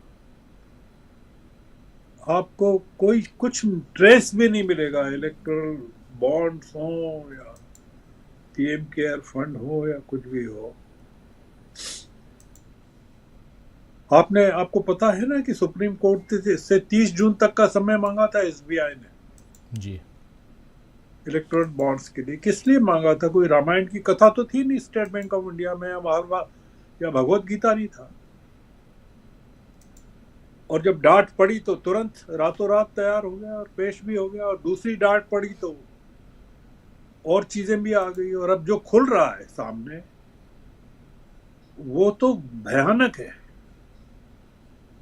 कि किस तरह से दवा कंपनियों ने देश के स्वास्थ्य के साथ खिलवाड़ किया, किस तरह से लाखों करोड़ के घाटे वाली कंपनियों ने, जीरो प्रॉफिट वाली कंपनियों ने इलेक्टोरल बॉन्ड्स खरीदे। तो सोनिया गांधी जी का, चूंकि राज्यसभा में वो आई हैं राजस्थान से,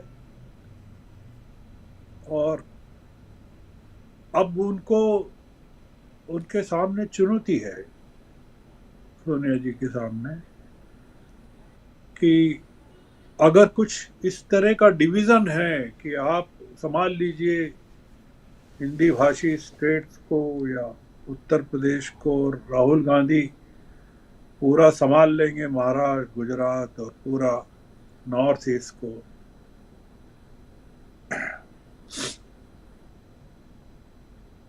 सोनिया गांधी का होना इम्पोर्टेंट है, क्योंकि उनके कारण। और अब अगर सोनिया गांधी पर कोई आक्रमण किया बीजेपी ने या प्रधानमंत्री जी ने, तो वो बूमरैंग कर जाएगा। वो बूमरैंग इसलिए कर जाएगा कि जिस शक्ति की और नारी सम्मान की बात प्रधानमंत्री करते हैं, जो उन्होंने तेलंगाना में की थी, ये उल्टा पड़ जाएगा। इन्होंने एक बात कही शकील साहब ने, और वो प्रधानमंत्री जी ने कहा था कि ये मेरठ की सभा का अगर आप भाषण सुने उनका, तो उन्होंने कहा कि ये जो 10 साल थे ये तो डेवलपमेंट का ट्रेलर था, अब तो विकास अब होना है। इस चुनाव के लिए भारतीय जनता पार्टी को अब एक टेलर की जरूरत है। वो जो उदयपुर में या कहीं राजस्थान में था ना टेलर, उसकी जरूरत है। अब डेवलपमेंट की जरूरत नहीं है। और ये जो पूरी राजनीति है विभाजन की, वो वही है, विभाजन की राजनीति, हिंदू मुस्लिम की राजनीति, जो वो कह रहे हैं घोषणा पत्र को लेकर। अब ट्रेलर नहीं, अब ट्रेलर हो गया, अब एक टेलर चाहिए जो पूरे के पूरे समाज को विभाजित कर सके। ये जो घोषणा पत्र का आपने कहा रस्म अदायगी वाला, आपका मैं सुनूंगा पॉडकास्ट जो है जी, ये पहली बार घोषणा पत्रों को एक सेंटिटी प्रदान हुई है इतने सालों में। जो उन्होंने कहा, शायद राहुल ने कहा, किसने कहा कि 1951 में जब कांग्रेस का घोषणा पत्र हुआ था, तब नेहरू जी ने क्या कहा था, और ये जो संजय निरुपम ने क्या कहा, अगर आप वो सुने, कांग्रेस छोड़ने के पीछे जो कारण बताया है, वो ये बताया है कि ये जो देश है पूरी तरह धार्मिक हो चुका है, और कांग्रेस के सेकुलरिज्म से हिंदुओं को डर लगता है। जो उन्होंने कहा कि जब उन्होंने कहा ये प्रधानमंत्री नेहरू वाला मामला 1951 में जो घोषणा पत्र हुआ था, उसके बाद से हिंदू भयभीत हो गए थे। ये पूरा का पूरा, अगर आपके दर्शकों को ये समझना पड़ेगा कि लड़ाई क्या किस जगह है। ये जो कुरुक्षेत्र है इस लड़ाई का, वो इस घोषणा पत्र में छुपा हुआ है। वो जो गीता है ना, वो क्या है? वो अर्जुन को भगवान कृष्ण का संदेश है ना पूरा का पूरा। वो जब दुविधा में रहते हैं लड़ने के लिए कि लड़ूं कि नहीं लड़ूं, तो वो ये संदेश गीता ही है ना पूरा का पूरा। बिल्कुल। ये जो घोषणा पत्र है ये कांग्रेस की गीता है, और इसमें बताया गया है कि ये लड़ाई क्यों जरूरी है, न्याय क्यों जरूरी है। लड़ाई नहीं, न्याय, और किन लोगों को न्याय मिलना है वो इसमें बताया गया है। कि इसमें जाति जनगणना क्यों जरूरी है, रिजर्वेशन क्यों जरूरी है, किसानों की मदद क्यों जरूरी है, रोजगार क्यों जरूरी है, महिलाओं के खाते में लाख रुपया क्यों जरूरी है, तमाम चीजें बताई गई। बचना चाहती है भारतीय जनता पार्टी इस घोषणा पत्र से। डर लग रहा है भारतीय जनता पार्टी को घोषणा पत्र से। बिजली के झटके की तरह जैसे करंट लग गया हो कि ये क्या हो रहा है। भारतीय जनता पार्टी को या मोदी जी को ओरल कम्युनिकेशन की आदत है कि आप हमला कीजिए, हम हमला करेंगे। राहुल गांधी ने कहा हम हमला नहीं करेंगे, हम आपको ये दे रहे हैं, पढ़ो और इसका जवाब दो कि आपके पास क्या जवाब है इसका। और वो जवाब नहीं देंगे, और लोग जब पूछेंगे जगह जगह हर जगह कि भाई आप इलेक्टोरल बॉन्ड्स पर नहीं बता रहे हैं, घोषणा पत्र पर नहीं बोल रहे हैं, और पूरे समय हिंदू मुस्लिम कर रहे हैं, विभाजन की राजनीति कर रहे हैं, तो हम आपको वोट किस लिए दें। जी, मैं आखिरी बात ये कहना चाहता हूं कि ये कांग्रेस ने कुछ उम्मीदवार और घोषित किए हैं आज। कर्नाटक के शायद किए हैं और राजस्थान के भी किए हैं। राजस्थान में भीलवाड़ा से जैसे सीपी जोशी को उन्होंने खड़ा किया है। एक एक कैंडिडेट को कांग्रेस बहुत ही सोच समझ के खड़ा कर रही है। कांग्रेस की लिस्ट में कोई फिल्मी सितारे आपको नहीं मिलेंगे, कोई गायक नहीं मिलेंगे, कोई अभिनेता नहीं मिलेंगे। आपको उछल कूद करने वाले नहीं मिलेंगे। आपको एक सीरियस किस्म के जो लोग हैं, जो पार्लियामेंट की पूरी शक्ल बदलने वाले हैं, वो मिलेंगे। अगर आप बीजेपी की लिस्ट देखेंगे, पूंजीपतियों की लिस्ट जिसमें जनार्दन रेड्डी होंगे, नवीन जिंदल होंगे, अशोक चौहान जैसे लोग राज्यसभा में जा रहे हैं, तो आप पाएंगे कि एक बड़ा डिस्टिंक्ट फर्क आपको नजर आए। और मैं आखिरी बात ये कहना चाहता हूँ कि ये इलेक्शन कमीशन ने जो कैथल में किया, वो इसलिए किया कि भारतीय जनता पार्टी वहाँ की सभी सीटें 10 की 10 सीटें हार जाए। तो ये इलेक्शन कमीशन ने भारतीय जनता पार्टी को हरवाने के लिए, आप इसको ऐसे प्रसाद को ग्रहण कीजिए कि ये हरवाने की स्ट्रेटेजी के तहत किया था। हरियाणा के लोग जिस तरह के हैं, बहुत ही इमोशनल हैं, सेंसिटिव हैं, समझदार हैं, स्वाभिमानी हैं, उन तक ये जब मैसेज पहुंचेगा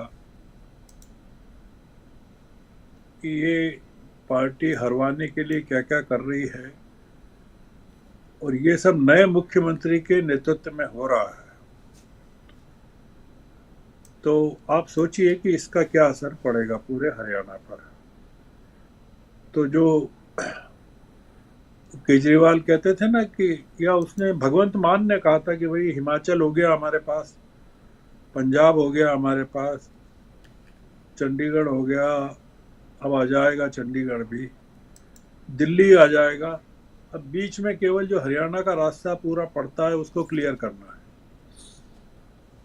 इलेक्शन कमीशन ने, राजीव जी, वो भी क्लियर कर दिया है। तो चंडीगढ़ से दिल्ली तक जो पूरे रोड पर जितना हरियाणा आएगा आपको साफ मिलेगा, चाहे रोहतक हो, करनाल हो, अंबाला हो, सब आपको क्लियर मिलेगा। तो ये इलेक्शन कमीशन को धन्यवाद देना चाहिए कि खजुराहो ने और कैथल ने पूरे देश को मैसेज दे दिया कि इलेक्शन कमीशन क्या करने वाला है। तो लोग सब जगह सावधान। आप सोचिए कि खजुराहो की एक सीट के कारण जितने उम्मीदवार हैं विपक्ष के, उन्होंने और सावधानी बरतना शुरू कर दी इलेक्शन जो फॉर्म भरने में, कि भाई कहीं हस्ताक्षर छूट नहीं जाए। तो आप सोचिए कि कितना विपक्ष के जो कैंडिडेट्स हैं वो कितने सचेत हो गए। तो ये जितना काम कर रहे हैं ये विपक्ष के फायदे के लिए कर रहे हैं। आपको उस हिसाब से सोचना चाहिए कि जब सेनाएं वापस लौटती हैं ना, जैसे गोवा से जब ये पोर्चुगीज लौटे, राजीव जी, तो लौटने लगे तो सारे पुल, सारी सड़कें, सारे बिल्डिंगें ध्वस्त करके गए वो। ये जो स्कॉर्च अर्थ पॉलिसी कहते हैं उसको अंग्रेजी में, कि आप मैदान खाली करने के पहले सब ध्वस्त कर दो। तो आप पाएंगे अभी हमारे मध्य प्रदेश में नए मुख्यमंत्री आए तो पुराने मुख्यमंत्री के जमाने की बहुत सारी फाइलें, उसके जो विंग्स हैं उसमें बड़ी आग वाग लगी खूब, और उसमें पुराना रिकॉर्ड बहुत सारा जल गया। उसके बारे में लोगों को फिर बताया ही नहीं गया कि क्या हुआ उसमें। तो ये वो शुरुआत है, आप इसको पॉजिटिवली लीजिए। और बस आप तो बस ये टी शर्ट बंटवा दीजिए, शकील साहब से कह के जी बिकवा दीजिए, मतलब हजारों के, लाखों, करोड़ों की संख्या में बिकवा दीजिए। हमारे कमेंट बॉक्स में कई सारे साथी लिख रहे हैं कि हम 100 लेंगे, कोई 2 दर्जन, कोई 5 दर्जन की बात ऑलरेडी जब से हम लोग टी शर्ट की बात कर रहे थे खरीदने के लिए तैयार हैं हमारे साथ। शकील साहब का काम हो गया इसमें। अगर 1-8 करोड़ टी शर्ट भी बिक जाएंगी और एक आदमी 1000 रुपए दे के खरीदेगा, तो इलेक्टोरल बॉन्ड से बीजेपी को जितना पैसा मिला है उतना आम जनता से मिल जाएगा। आप चिंता मत करिए जी, इसके पीछे पड़ो करवाने के। जी बहुत शुक्रिया गर साहब आपका, बहुत बहुत शुक्रिया शकील जी आपका, प्रशांत टंडन जी, डॉक्टर दीपक पाचपोर जी, अमलेंदु उपाध्याय जी, इस चर्चा को रोचक बनाने के लिए आप सबका बहुत शुक्रिया, बहुत धन्यवाद। कई बार चर्चा जो है वो दोस्तों गंभीर हो जाती है, लेकिन गंभीरता के साथ साथ अगर रोचकता बनी रहे तो मज़ा भी आता है। और आप लोग जुड़े रहे इस चर्चा में, आप लोगों ने भाग लिया और लगातार, चाहे टी शर्ट की बात हो या इलेक्टोरल बॉन्ड की बात हो, EVM की बात हो, या कैथल हरियाणा में जो चुनाव आयोग ने किया है, चुनाव आयोग के कर्मचारियों ने जो भद्दी गालियों के साथ आम आदमी पार्टी के परमिशन लेटर को भेजा है, इन सब को अगर देखिए तो कहीं ना कहीं जिस दिशा में ये चुनाव जा रहा है वो दिशा साफ तय नजर आ रहा है। जो हम लिख भी रहे हैं कि लोकसभा चुनाव का एजेंडा तय है और ये बिल्कुल तय हो चुका है। और जैसे हमारे साथी, वरिष्ठ साथी श्रवण गर्ग साहब कह रहे थे कि